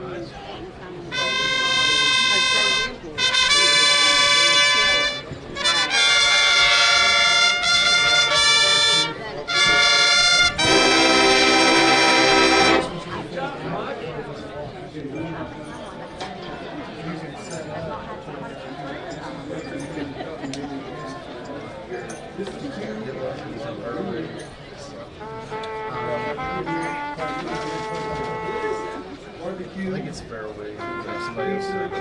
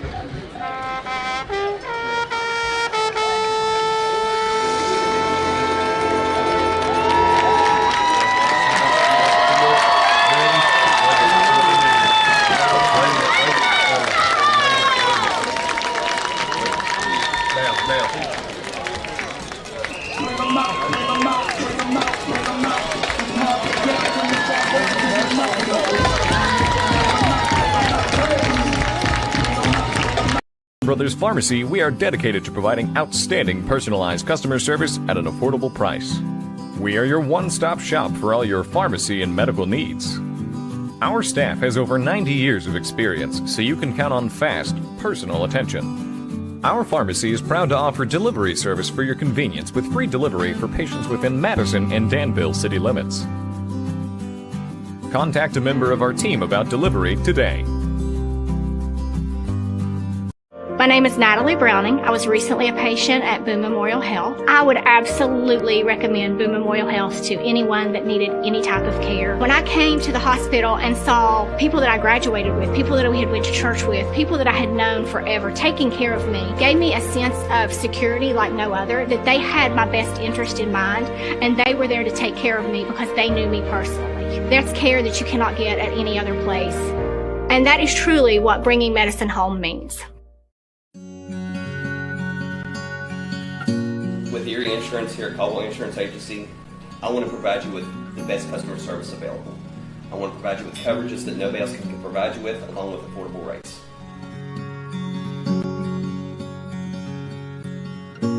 I promise you, when you come in this office, we will take better care of you than anybody else. Provide you with the best auto insurance, homeowners insurance, and life insurance. I want our family to be able to take care of your family, and I promise you we will be able to do that here at Caldwell Insurance Agency. The most mouth-watering showdown on television. The Hangry Games Ultimate Snack-Off. Right here at your local Little General store. Keep your appetites brave and your snacks ready.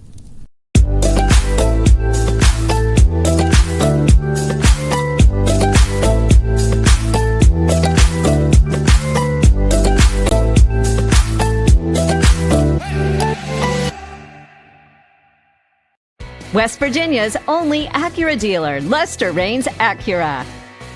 Keeping it simple, saving you money. Lester Raines Honda. Consider Lester Raines Mazda for your next vehicle purchase. Are you ready to unlock a future filled with remarkable pay, unbeatable benefits, and unparalleled satisfaction? Imagine embarking on a journey that offers you a college-level education without the weight of debt, all while earning a steady income. Look no further than the West Virginia Building and Construction Trades Apprenticeship Programs.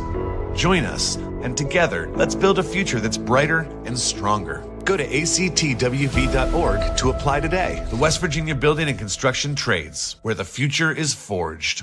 If you need a lawyer, then you need a lawyer who's in it to win it. You need Hill, Peterson, Carper, B. & Ditzler. We have a track record of winning millions for our clients. At Hill, Peterson, Carper, B. & Ditzler, we're in it to win it.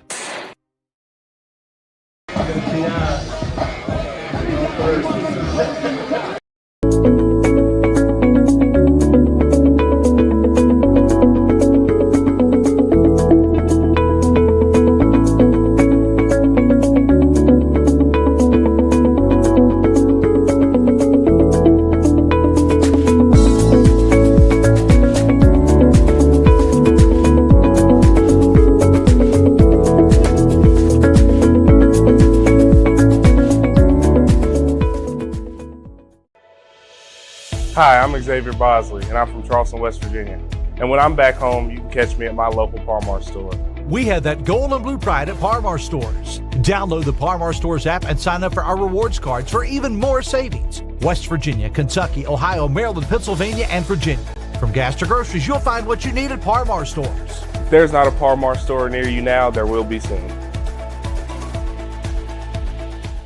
Hi, I'm Brad Austin, attorney at Wolf Williams in Austin. You know, Joe Wolf's been representing coal miners and disabled folks for over 45 years. Our team of attorneys have over 200 years of combined legal experience. Navigating federal black lung, Social Security, or workers' compensation can be a long and difficult process. Let us help. Wolf Williams and Austin, attorneys at law. Call 304-461-7744.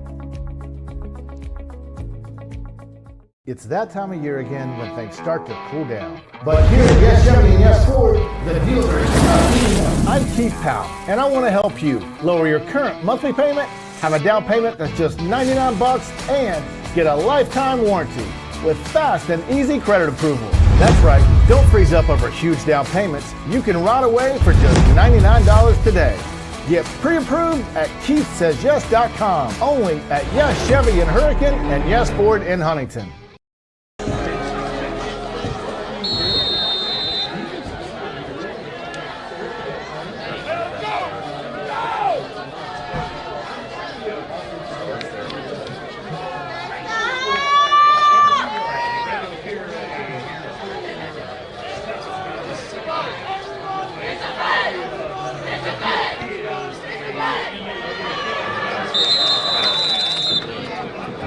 Breedlove's kick goes out of bounds.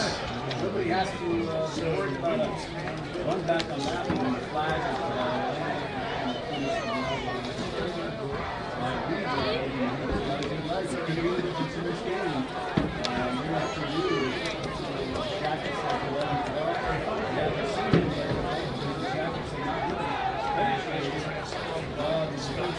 Yellow Jackets will start on the 35.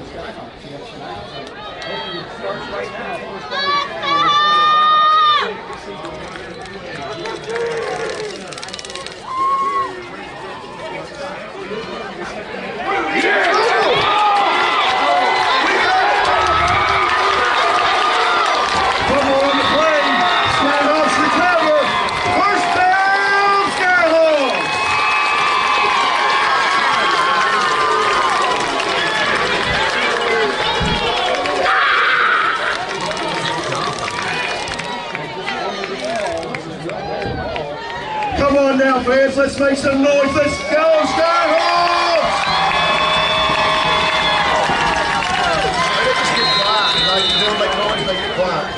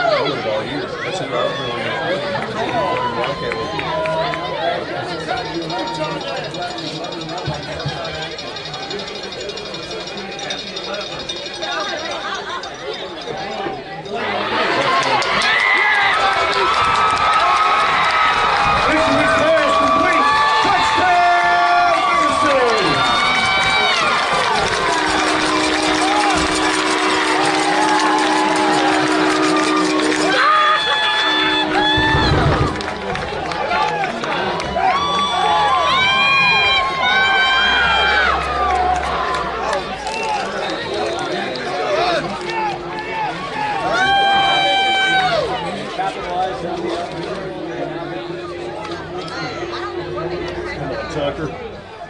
Come on, Tucker. Breedlove's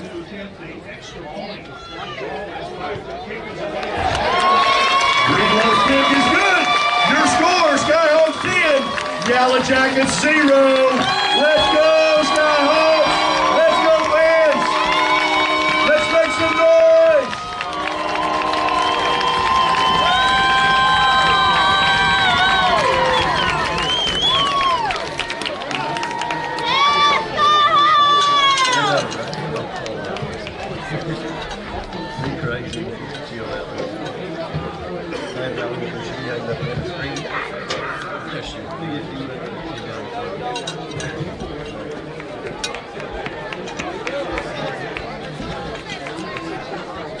Tucker Breedlove set the kickoff again.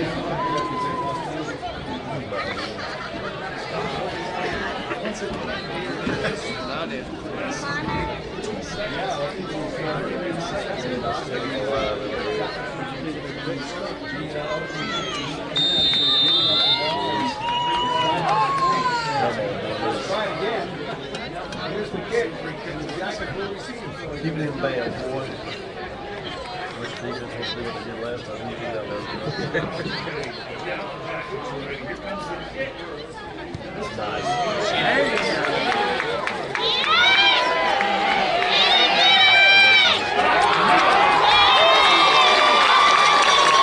Breedlove's kickoff.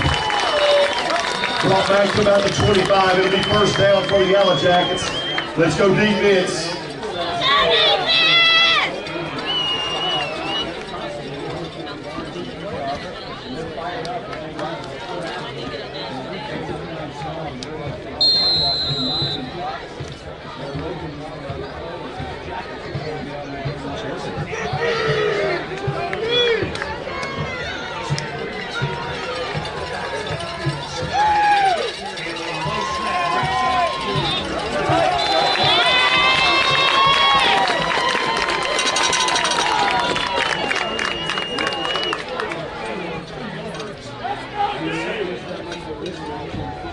Quarterback keeper, about 2 yards on the game, brings up second down.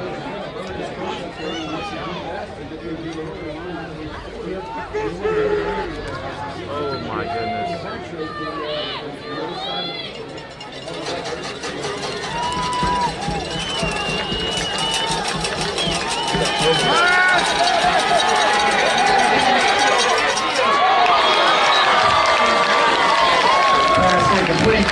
Brings up a third down. Let's make some noise, fans. Get on your feet.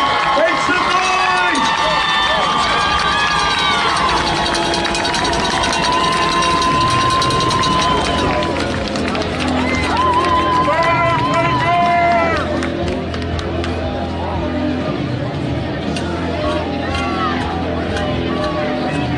Don't get quiet on us now. Let's go.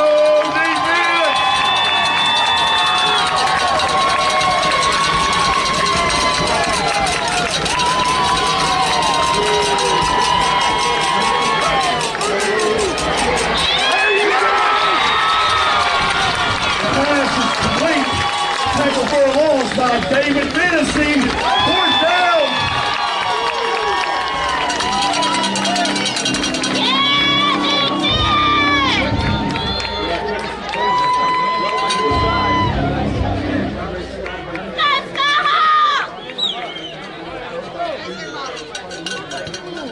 Watch out, watch out, watch out.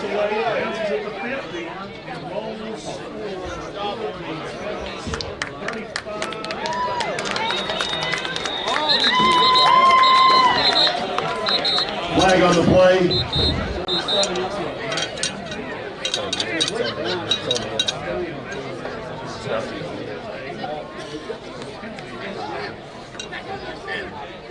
That's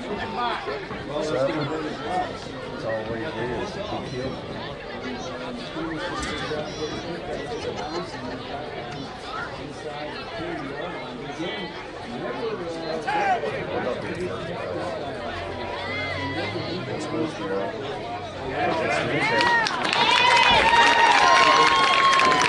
Flag on the Yellow Jackets.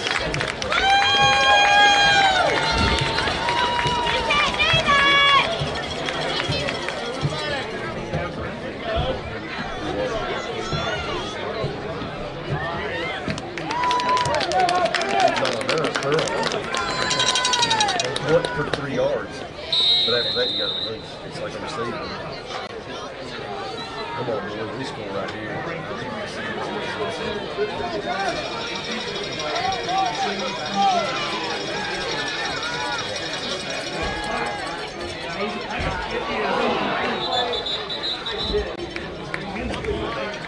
Pass intended for Fennessy, incomplete, brings up a second down.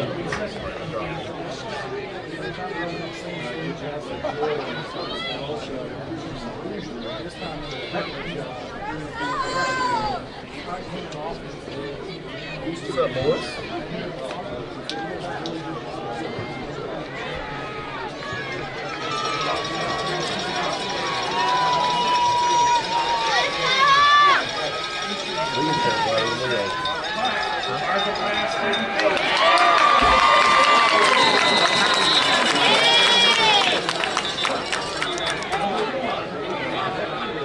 Officially pass is complete to Clark.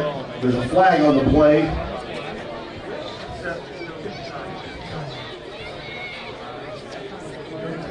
Legal man downfield. How in the world we can legal man downfield?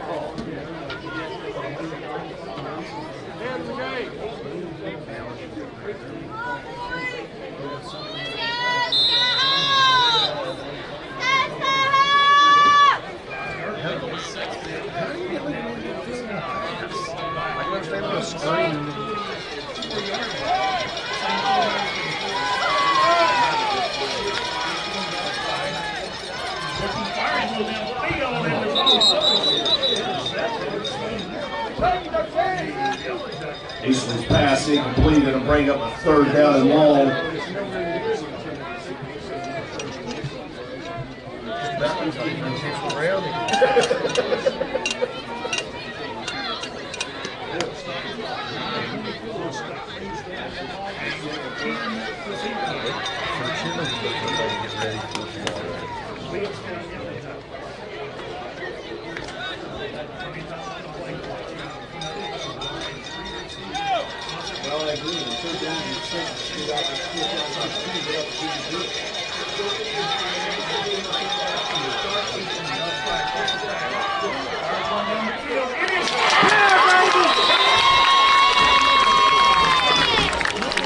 Eastman's pass complete to Brady Clark.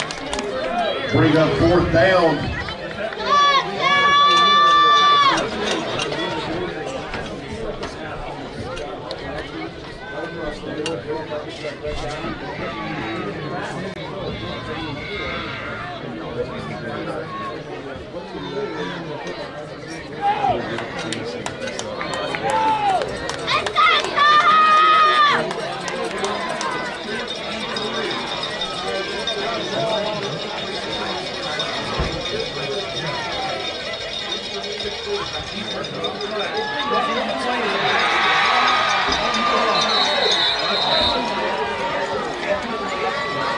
Eastman's pass is batted down. It'll be a turnover on downs.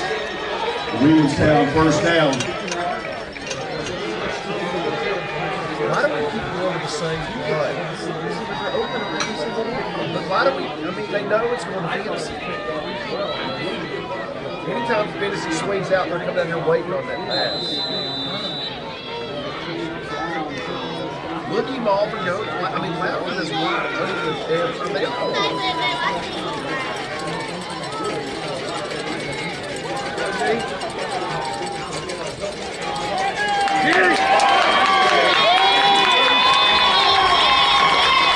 Williamstown on the run. Ball down for a loss on the play, brings up 2nd down.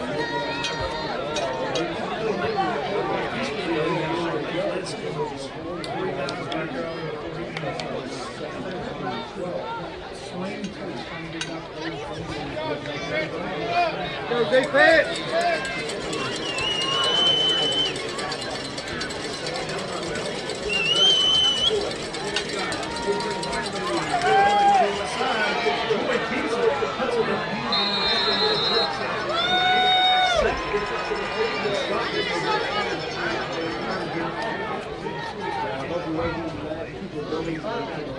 Third down and Come on, guys, hold up. 3rd down and 5. Let's make some noise, fans. Let's make some noise.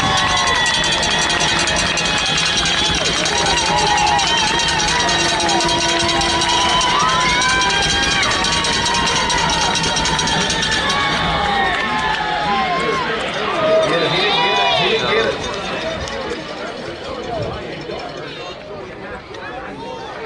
Quarterback keeper brings up 4th down and short.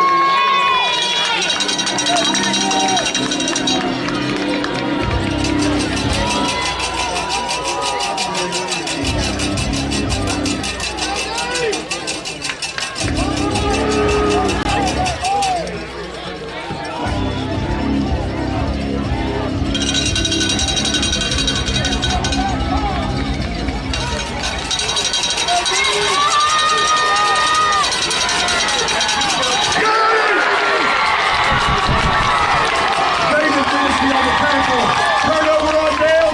1st down, Skyhawks.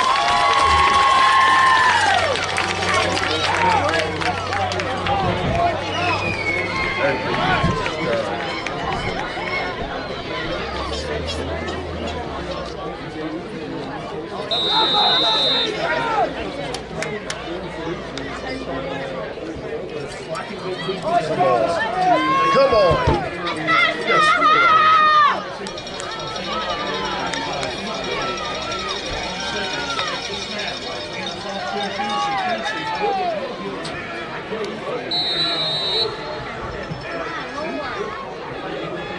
Fantasy on the carry. 2-yard gain on the play. Bring up 2nd down.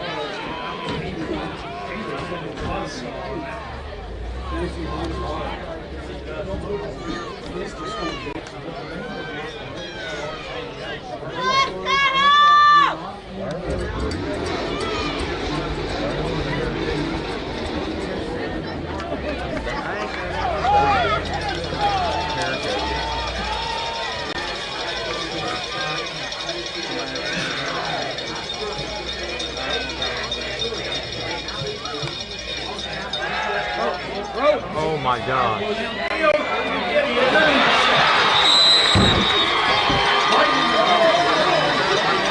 Easton's pass is intercepted. New first down, Yellow Jackets.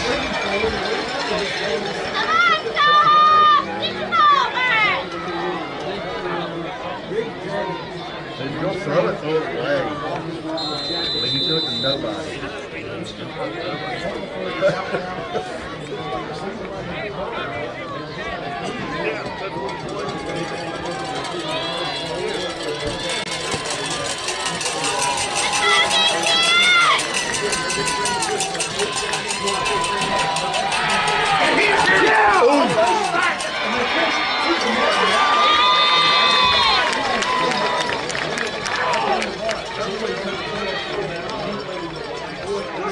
Joy's pass complete. Brings up a second down.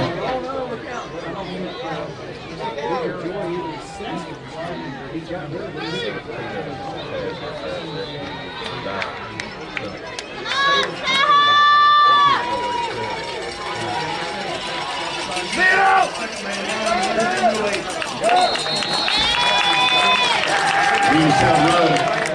No gain. Brings up third down.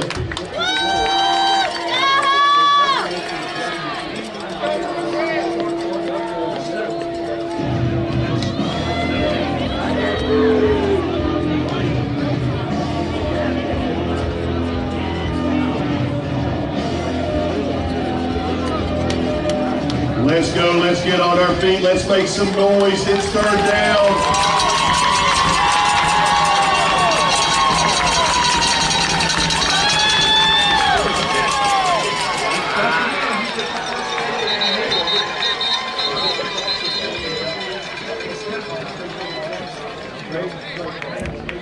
First down on the run for the Yellow Jackets.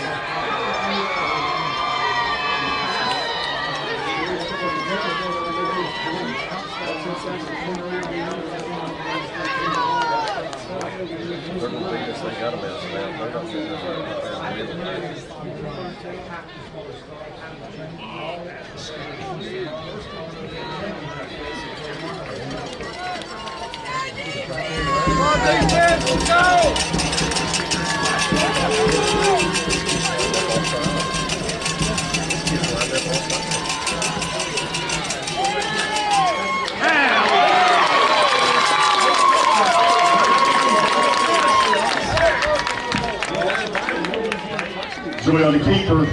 Tackle made by David Finnessy for a loss of 2.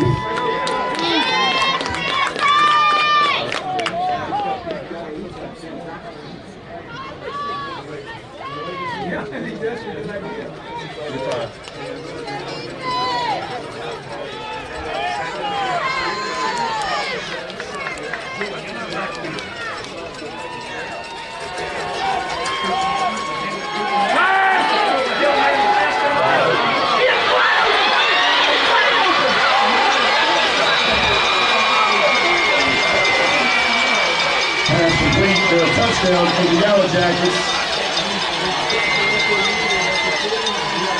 Get on the box, get on the run. Well, there we go.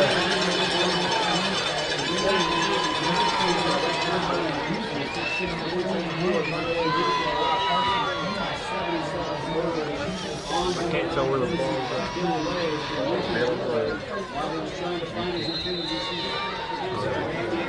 I'm saying. I know.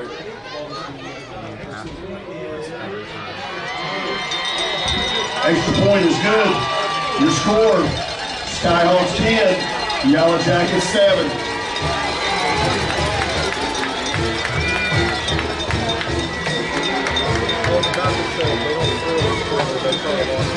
Yeah, we had them.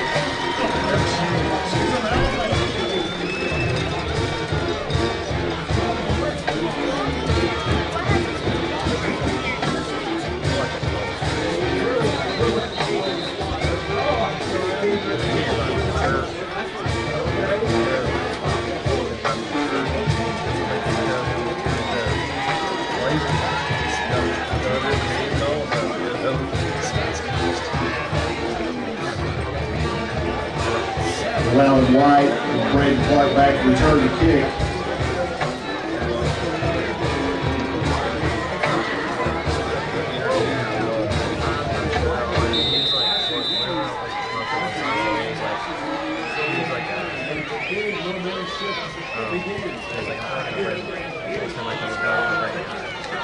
Go! Go! Go!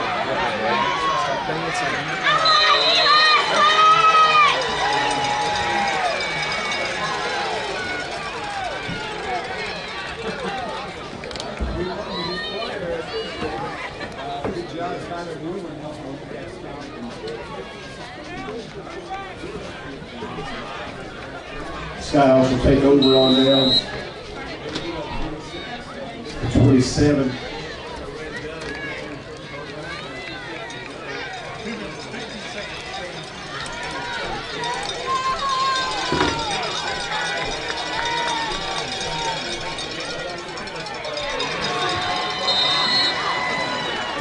David Finney with a short game. Second down.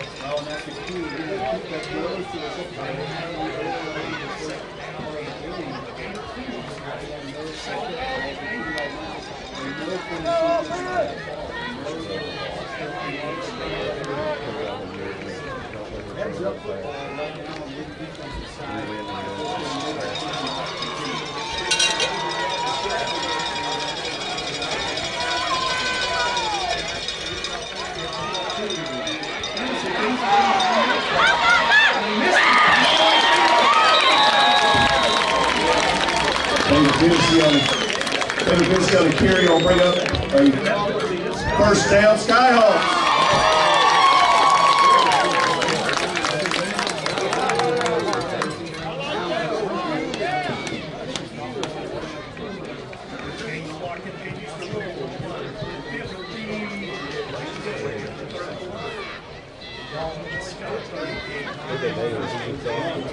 David. Oh, yeah, exactly. He should be. That's his make every game.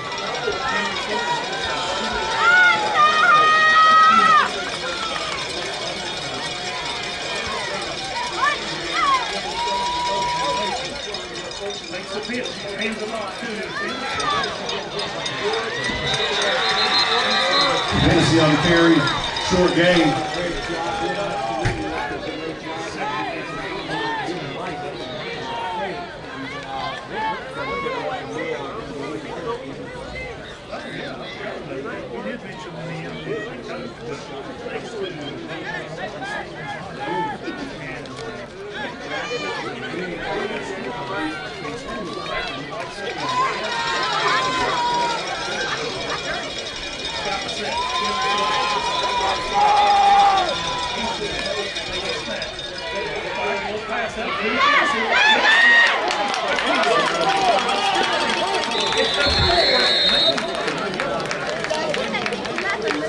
Easton's pass complete to Finney, brings up third down.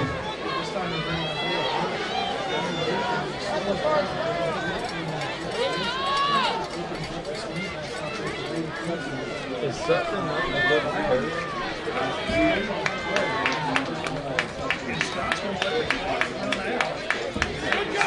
That'll take us to the fourth quarter with your score. Skyhawks 10, Yellow Jackets 7.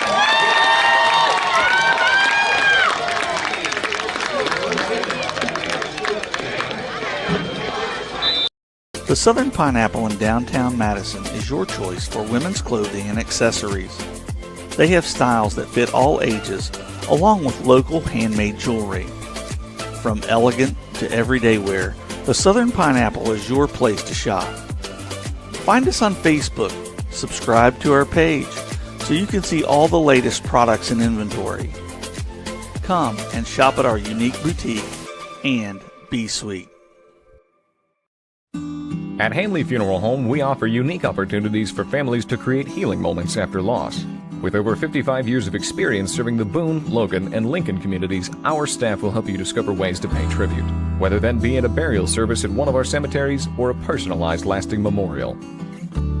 Visit us at www.handleyfh.com or call 304-369-0718. The Handley family of business thanks you for your support.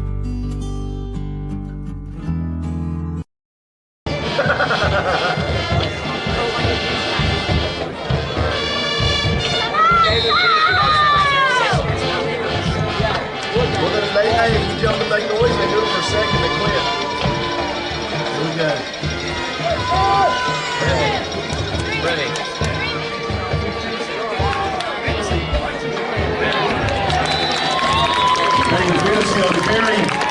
First down, Skyhawks.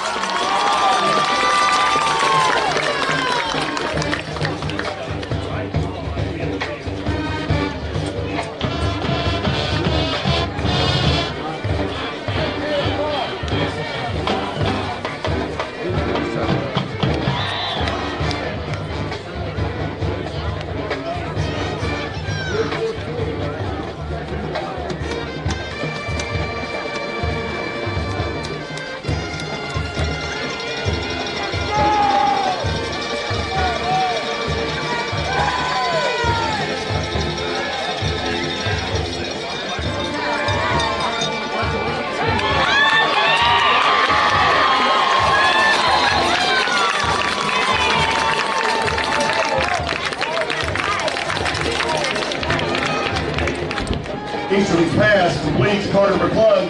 First down, Skyhawks.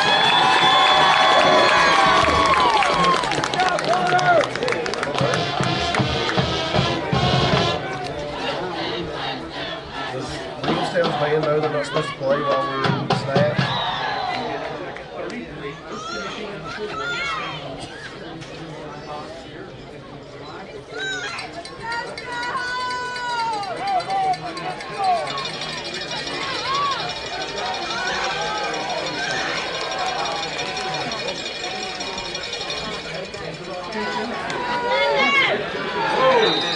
We're calling that play.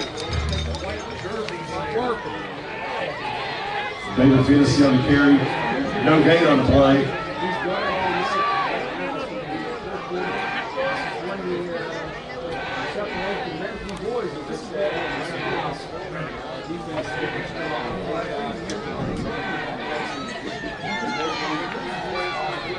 Something that nobody else can, because when he goes in motion, it makes the defense really think about who's getting the football. Right. And because he goes in motion, you don't allow those defensive ends to crash and those linebackers to crash to try to account for the run game in David Finney. 3 receivers near side, 1 to the far side. Easterling takes a snap, drops back, wants to pass, being rushed, throws the pass wide open. It's complete to the far side to Braden Clark. Clark is into the end zone for the touchdown. Williamstown throwed the blitz, and the Skyhawks made the pass complete, and Scott got into the end zone on a Nate Easterling to Braden Clark pass for the touchdown. I'm going to be honest with you. I don't know what happened on that play because I don't think the offensive line blocked anyone. And Easterling had to get rid of that quick. Yeah. As you see on the replay over there, 33-yard pitch and catch from Easterling to Clark. But, yeah, that was the kitchen sink coming at Nate Easterling. The ball's down. The kick is away. Looks good from here. It is good for Tucker Breelove. And the Skyhawks jump out to a 17-7 lead. Yellow Jackets 7. Woo! Skyhawks needed that one. So Scott jumps out back out to a 10-point lead. We've had 14 points scored in a matter of the last 5 minutes. Yeah, really. We went the whole first half. It's like a track meet for this game right now. So it was a 33-yard pass play from Nate Easterling to Braden Clark. Tucker Breelove comes on, kicks the extra point, giving Scott a 17-7 lead, 9:35 to go in the ball game. This is Scott, number 8, hosting number 3, Williamstown. Scott will kick from our left to right. Tucker Breelove will kick.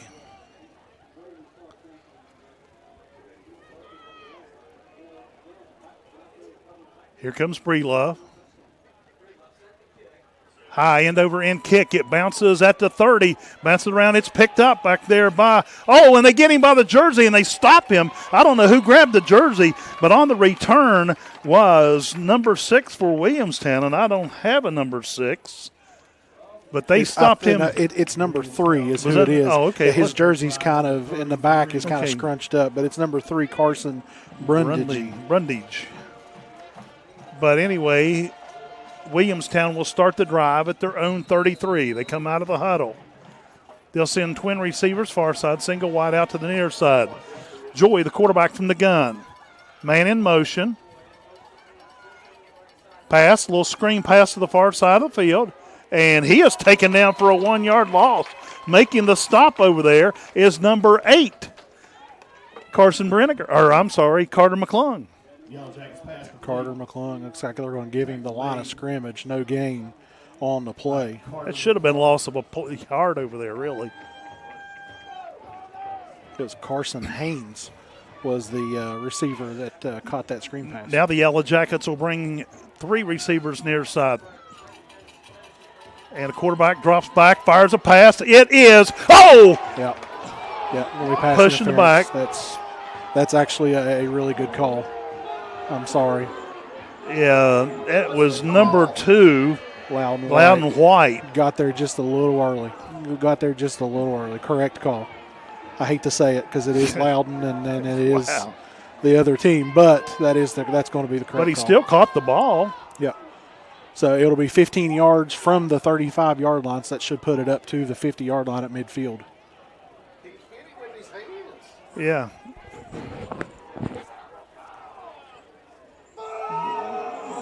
Yeah, you can hear the Scott fans. They do not like that call. He pushed with his hands, but he was there. That's a split second too early. I don't know if Butch has got the replay up yet, but yeah, it's just a tad early. And anyway, that will spot the ball at the Yellow Jacket 48-yard line. Here come the Yellow Jackets. 8:51 on the game clock. Quarterback goes under center, turns, hands it off to the second man through. He gets through the line, and Scott out there making a touchdown-saving tackle at the 38-yard line was Caden Sharps, and that will move the sticks for the Yellow Jackets. Yes, Cooper Billingsley picks up 12 on the play down to the 38-yard line.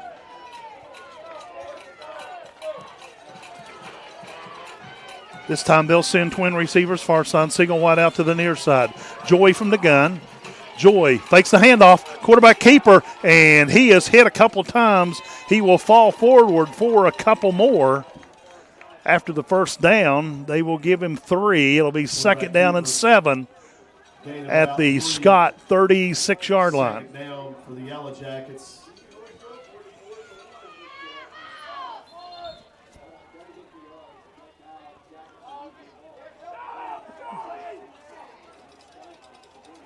They acted like they were going to take a timeout and walk toward their side of the field. Play clock at 15. Now they come out of the huddle. Triple receivers near side. Single wide out to the far side. Joy from the gun. Joy drops back, wants to pass, throws a Hail Mary down the field. It is overthrown, out of bounds, incomplete. Yeah, looking for Cooper Martin over here. He is a tall receiver, but that one was just too far over the He was head. a good yard out of bounds, so, and then it was still out of reach. Yeah, Williamstown down 10 points here. You know this is going to be 2 shots to pick up this 8 yards. So they'll send a receiver out wide each side. Joy goes under center.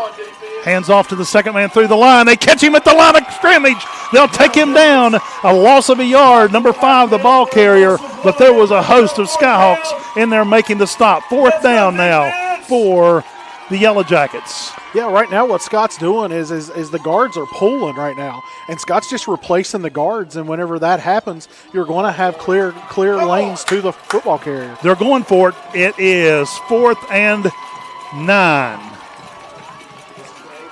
Quarterback drops back. Hails one across the middle. He drops the ball. Incomplete. It is Scott Skyhawk football.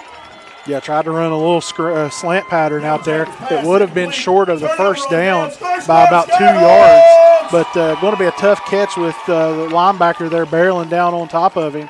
And because of that, he kind of sees the pressure coming at him, and he's just not able to come down with the football, and Scott takes over. 7 minutes, 13 seconds to go in the game. Skyhawks lead at 17-7. Number 8 leads number 3. Burn clock, Skyhawks. They'll bring out 3 receivers near side. Single wide out to the far side. Easterling from the gun. Takes a snap, drops, hands it off to Fennessy. Fennessy turns, comes to the near side, still on his feet at the 40. 45, dives forward, and he'll get up to about the 46, 47-yard line, and that is going to be very close to us. And it's going to be a Scott first down, 10-yard gain by David Fennessy. Yeah, that time they run the stretch play, and Easterling really has to get outside to get Fennessy the football, and it gives Williamstown time to kind of get upfield and force David Fennessy to kind of stop and change lanes there a little bit, and then he sidesteps one and then gets a really good stiff arm to get around another one, and he's able to pick up 10 yards. First and 10, Scott at the Skyhawk 47-yard line. Skyhawks come out of the huddle. 10 seconds on the play clock. Game clock turning. Twin receivers each side. Easterling set. Calls the numbers. Takes the snap. Hands it off to Fennessy. Fennessy breaks through up the middle. He's all the way down to the Yellow Jacket 45-yard line. Flags fly. I think it's going to be a late hit against the Yellow Jackets. So the officials are talking it over at midfield to see what the call is. Here's the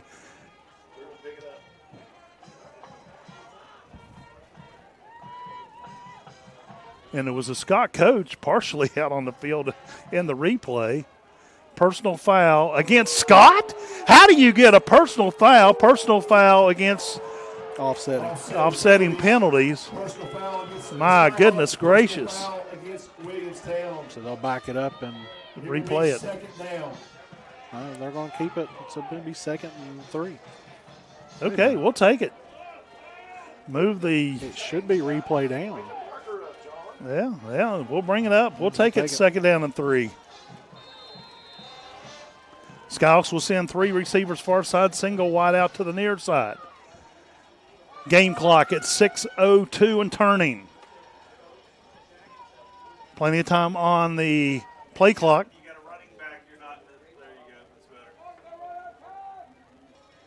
Set and ready. Easterling calls the signals. Takes a snap, hands it off to Fennessy. Fennessy spins, turns. Caden Sutphin. It is Sutphin with the carry. Caden Sutphin on the carry. And we'll brings up a 3rd down. No loss on the play. 3rd down and 5. Skyhawks huddle. And the game clock continues to turn. The play clock continues to turn. Game clock at 5 minutes and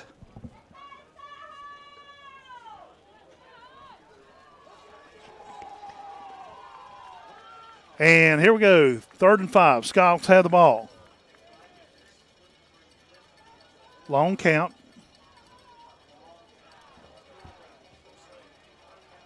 Easterling takes a snap, drops back on the pass. Little flicker over to a receiver. Scott has the first down and more. He's it down all the way down to the 35-yard line. On the catch over there is number 2 for the Skyhawks. That is Loudon White on the catch.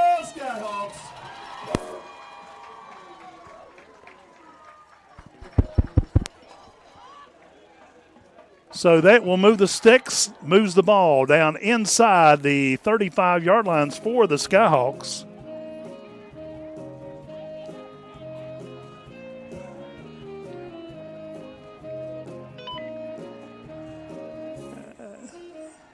Game clock continues to roll. 4:23.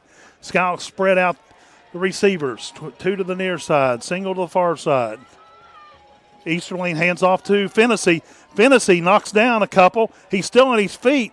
Takes the ball down And they're saying a fumble and a flag on the play. Yellow Jackets recover the fumble. They're saying Scott fumbled the ball. Then there's a late flag. Waiting on the officials to make the penalty call. Personal foul against Scott. Man, they got to learn how to control them tempers. That's too many of those. So that's going to move the ball all the way up to the Yellow Jacket 42-yard line. Skyhawks lead it by 10. First and 10 for the Yellow Jackets. Joy from the gun, drops back, wants to pass, looking downfield, throws a Hail Mary down the field. He throws it away. Pass goes incomplete. Thrown out of bounds, incomplete, second down.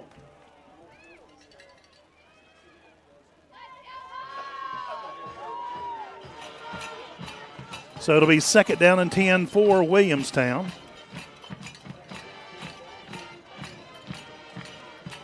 Game clock stops at 4:02. Play clock at 30. Yellow Jackets come out of the huddle quickly. They'll bring twin receivers to the near side. Joy from the gun. Joy drops back, looking, fires one, and it's complete at the 50, and he goes down immediately. Actually caught it at the 49. It'll be spotted, should be spotted at about the 49.5-yard line. For those of you still hungry, we have pizza for $1 a slice at the concession. Third down and 7. Actually, a long third down and 7. Single wideouts each side. Joy from the gun. Drops back. And he fires one downfield. It is intercepted! Skyhawks intercepted. On the interception is, still trying to see the number. It's number 4, Cole Elkins. Cole Elkins on the interception for the Skyhawks. The senior playing in his final home game of the season pulls in a valuable interception. Scott will get the ball at their own 20-yard line. Game clock stops at 3:23.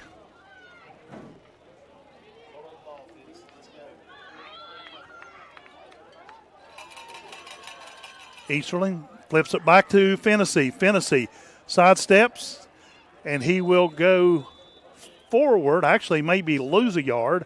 He's going to lose 2 on the carry, but that burns clock. Clock continues to roll. It'll be second down and 12 for Scott. 3 minutes to go in the ball game.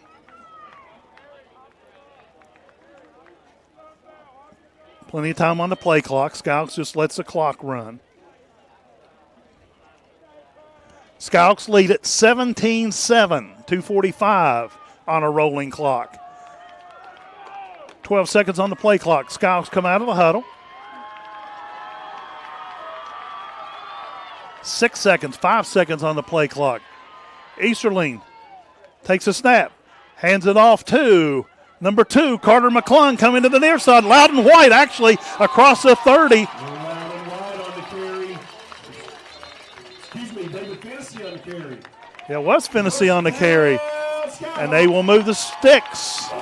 And that puts the nail down through the piece of wood for Scott with 2:19 to go in the ball game. They're up by 10. Cooper Martin takes his helmet off, walks across, or jogs across the field.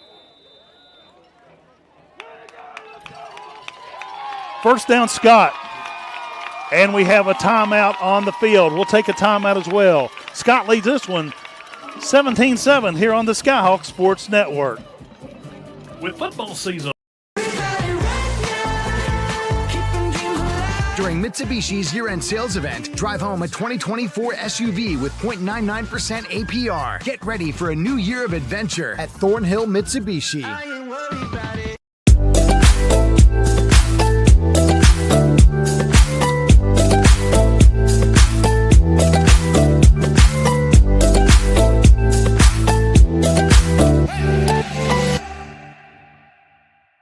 The Tint Guy has big news. The newest location is now open in Barbersville. Voted best in the Valley since 2020. Getting your windows tinted is now twice as easy. Go to the best, The Tint Guy. Hey, Tint Guy here. Come see us at our new location in Barbersville.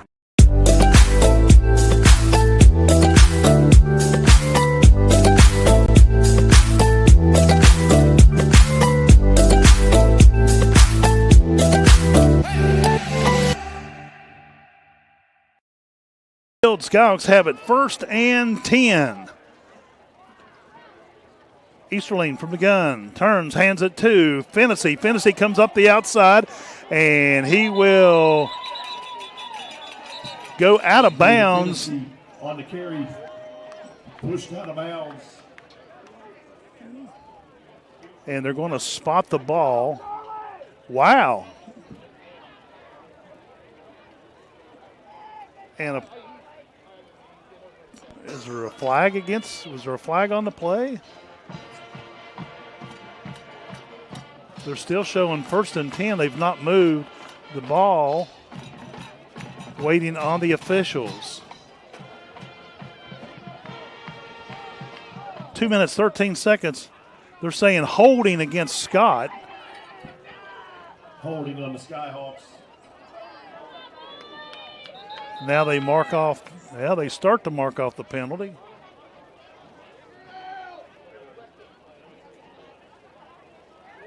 I don't even think they know where the penalty occurred at.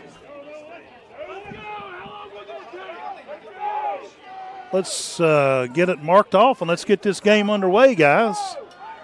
So the officials are still discussing where to mark off the penalty from. Now they go over. The ball went out of bounds up near the 38-yard line, so now they spot it. Now they're saying decline the penalty. They've declined the penalty. Tennessee on the carry. Gain of about 6. Brings up a 2nd down. 2nd down and 4 for Scott. Skyhawks slowly come out of the huddle. 20 seconds on the play clock. Twin receivers near side, single wide out to the far side. Scott set. Nate Easterling from the gun. Bush in motion. Gives it to Fennessy in the backfield. That'll be a loss on the play. But now it'll be 2nd down and 9. We have another timeout on the field. We'll take a timeout as well. Scott leads this one 17-7, 2:06 to go in the game. The Handley Funeral Home has been committed to providing Stevens Chrysler Dodge Jeep Ram in Danville, where Jeep Adventure Days are in full swing. We've got great deals on all of our new Jeeps, and we've got over 100 in stock. Like a brand new 2024 Jeep Grand Cherokee L with 3rd row seating for only $38,650. Plus, Wranglers, they're all on sale, up to $13,000 below MSRP. So come see us for Jeep Adventure Days at Stevens Chrysler Dodge Jeep Ram, just minutes from Charleston down Corridor G to get the best prices you'll ever see. At Miller Brothers Pharmacy, we are dedicated to providing outstanding personalized customer service at an affordable price. We are your one-stop shop for all your pharmacy and medical needs. Our staff has over 90 years of experience, so you can count on fast, personal attention. Our pharmacy is proud to offer delivery service for your convenience with free delivery for patients within Madison and Danville city limits. Contact a member of our team about delivery today. The field. Here's the voice of the Scott Skyhawks, Joe Linville. It is 3rd down and 9 for Scott. The game clock is at 2:06. Scott leads it 17-7. Easterling takes a snap, fires a pass down the field. It is caught, and it's going to be another Scott Skyhawk touchdown. And they go down and kneel it. Actually, at the 18-yard line, it was caught by Braden Clark, and Scott will stop the clock to help burn it up. Good move on Clark's thinking. Wow, who would have thought? Yeah, exactly. But Scott just wanted to burn clock. What a pass from Nate Easterling to Braden Clark. And he just goes down and kneel it at the 14-yard line. So it's 1st and 10, Scott. And the game clock continues to roll at 1:35.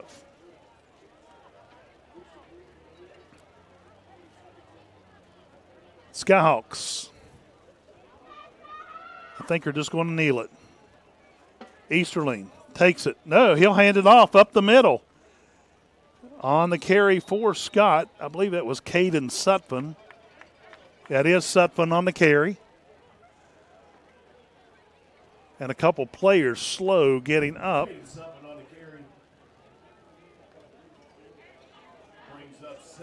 1 minute to go in the ball game, and the clock continues to run.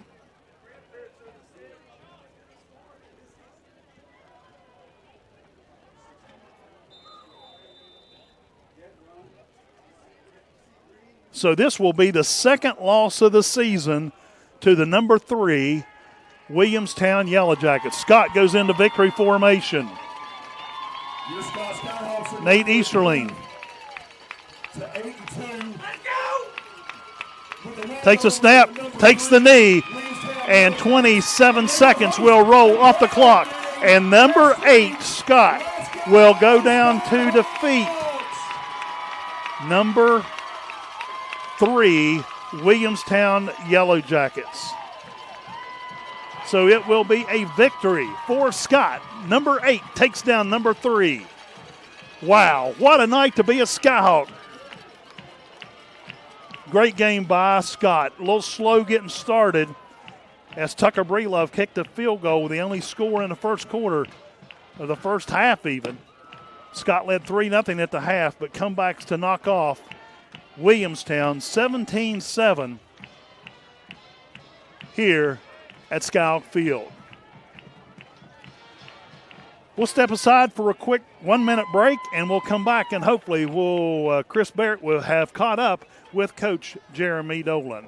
Final score, Scott 17, Williamstown 7. You're listening to Scott Skyhawk Football on WZAC, the Skyhawk Sports Network, and Video Productions.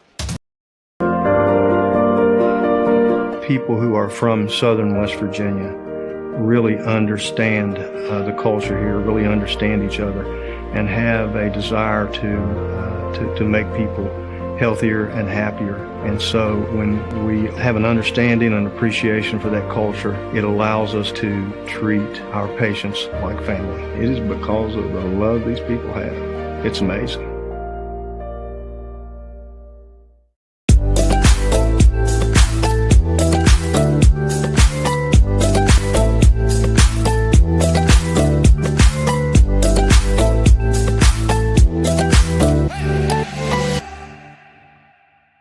The most mouth-watering showdown on television. The Hangry Games Ultimate Snack-Off. Right here at your local Little General store. Keep your appetites brave and your snacks ready. Hardware is your one-stop shop for all your hardware needs.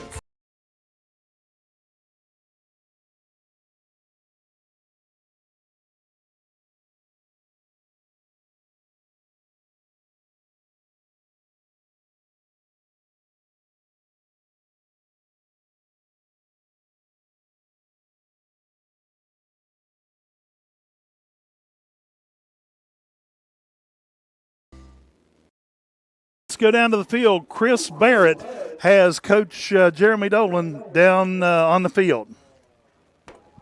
Coach, first off, congratulations on the win tonight. As you reflect on senior night and the week that this has been, what was your message to the team? We've been taking one game at a time since the second half of the Independence game. We get prepared every week for the opponent that we're playing. We knew we had a really tough team coming in here, and we had a winning streak that was on the line here at home. I think that's 19 in a row in the regular season, and then they got prepared during the week, and I'm really proud of them. You hit the nail on the head. You had a couple stumbles there at the beginning of the season, and a lot of teams probably looked at you and said, "What's going on in West Madison?" But you guys have righted the ship. What do you contribute that to? Just buying in and working hard every week. Like I said, I got great coordinators who get our team prepared. Whether it's Elkins and McClung getting the defense scouted, and Coach Sharp's putting together a game plan on offense. And then the players just go out and execute.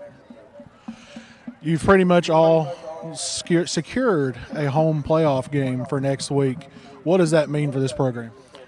Well, anytime you make the playoffs, you want to be able to host as many games as you can at home. So, at the beginning of the season and a little bit of a stumble there, like you said, we wasn't for sure if that was going to be possible. But, we went a week at a time for the last 7 weeks, and I think we've earned a spot to be, in the top 8. And last question I'll ask you, that last time out that Williamstown took, you've seen a couple of your players kind of starting to celebrate, and I've seen you kind of yell and say it's time to finish the job. What is that kind of a message that you keep giving to your team? Yeah, we watched Williamstown, get down against Willing Central, and they battled back. They got down against Marietta, and even though the Frankfurt score didn't go in their favor, they fought the whole game. So I knew they were going to play to the very last second, and we didn't have no time to celebrate. We had to keep our foot on the gas, and we did. I was proud of the boys. Coach, congratulations on the win. That was Chris Barrett down on the field with Coach Jeremy Dolan. We'll take a break, and we'll be back to wrap up things here from Scout Field. Final score tonight, the Skyhawks, number 8 in Class AA, knock off the number 3 Williamstown Yellow Jackets by a score of 17-7. We'll be back with more after this on the Skyhawks Sports Network. You're listening to Black and Gold Football on WZAC and video production. This is Stevens Chrysler Dodge Jeep Ram in Danville, where Jeep Adventure Days are in full swing. We've got great deals on all of our new Jeeps, and we've got over 100 in stock. Like a brand new 2024 Jeep Grand Cherokee L with third row seating for only $38,650. Plus, Wranglers, they're all on sale, up to $13,000 below MSRP. So come see us for Jeep Adventure Days at Stevens Chrysler Dodge Jeep Ram, just minutes from Charleston down Corridor G to get the best prices you'll ever see. At Miller Brothers Pharmacy, we are dedicated to providing outstanding personalized customer service at an affordable price.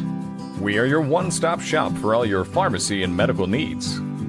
Our staff has over 90 years of experience, so you can count on fast, personal attention. Our pharmacy is proud to offer delivery service for your convenience with free delivery for patients within Madison and Danville city limits. Contact a member of our team about delivery today. Attorneys at Schaefer & Schaefer have served countless individuals and businesses throughout West Virginia. They take pride in their reputation of honesty, integrity, service, and the results they have earned for their clients. Schaefer & Schaefer is experienced, representing personal injury, industrial accidents, Social Security disability, workers' compensation, and more. There is no charge for an initial consultation. With offices in Madison,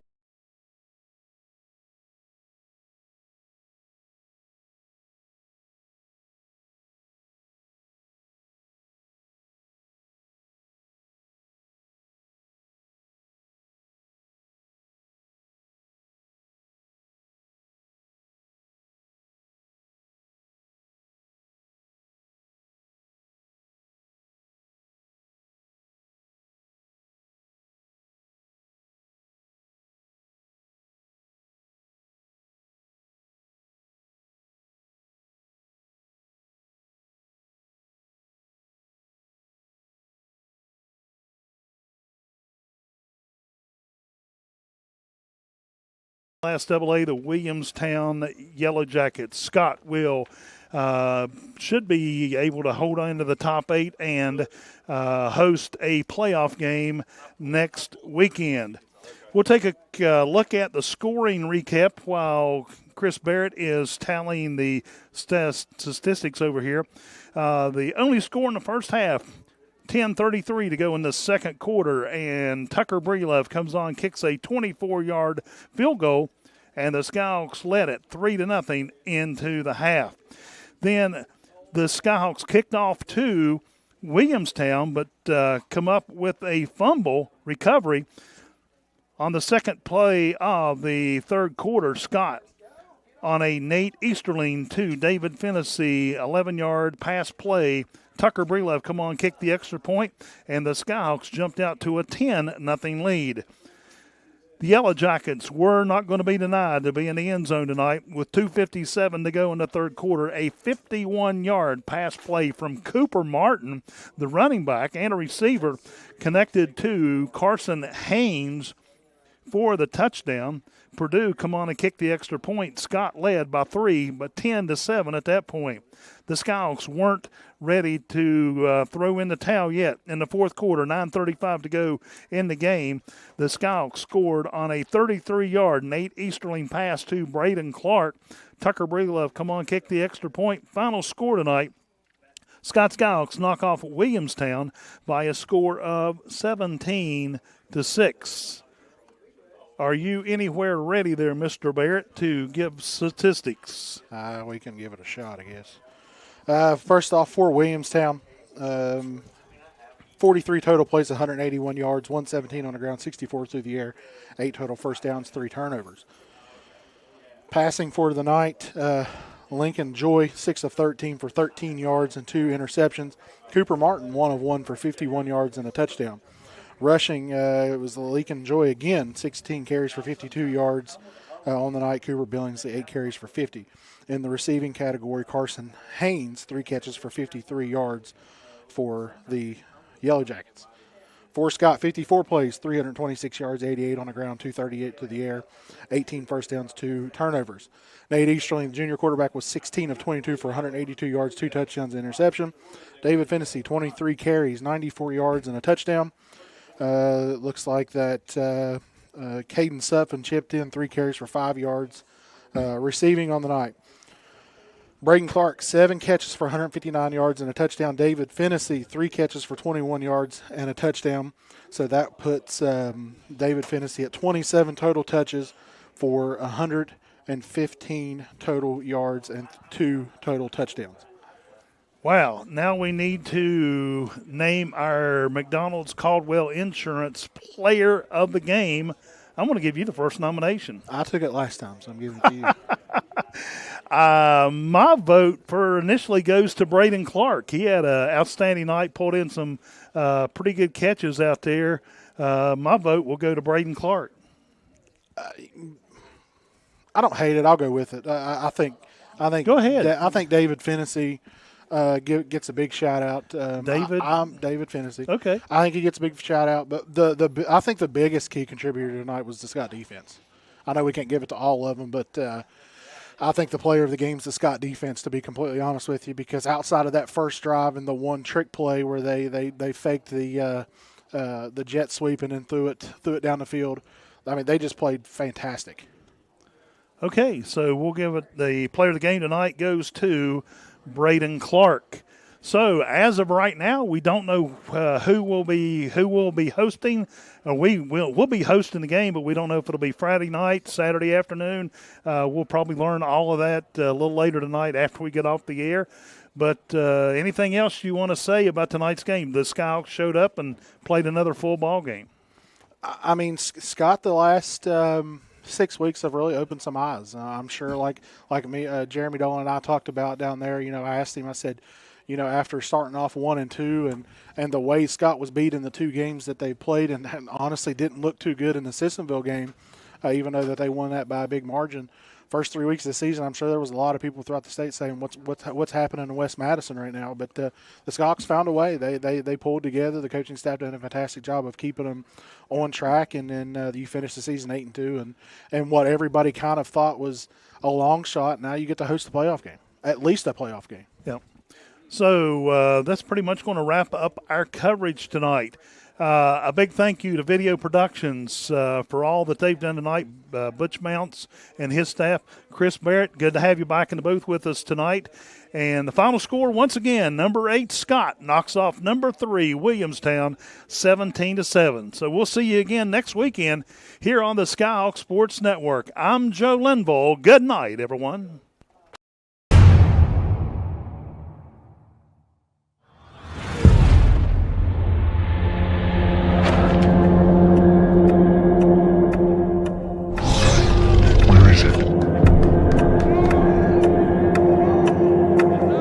Ready or not.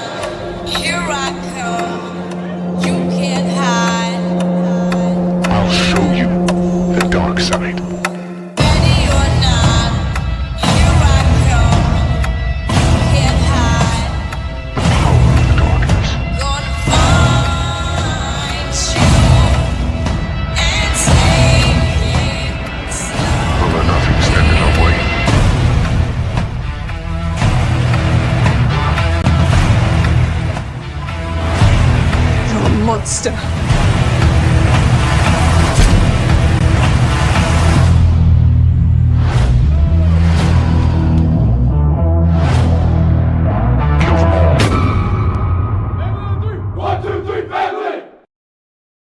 Working together, building success. And by Your locally owned and operated McDonald's. McDonald's. I'm loving it.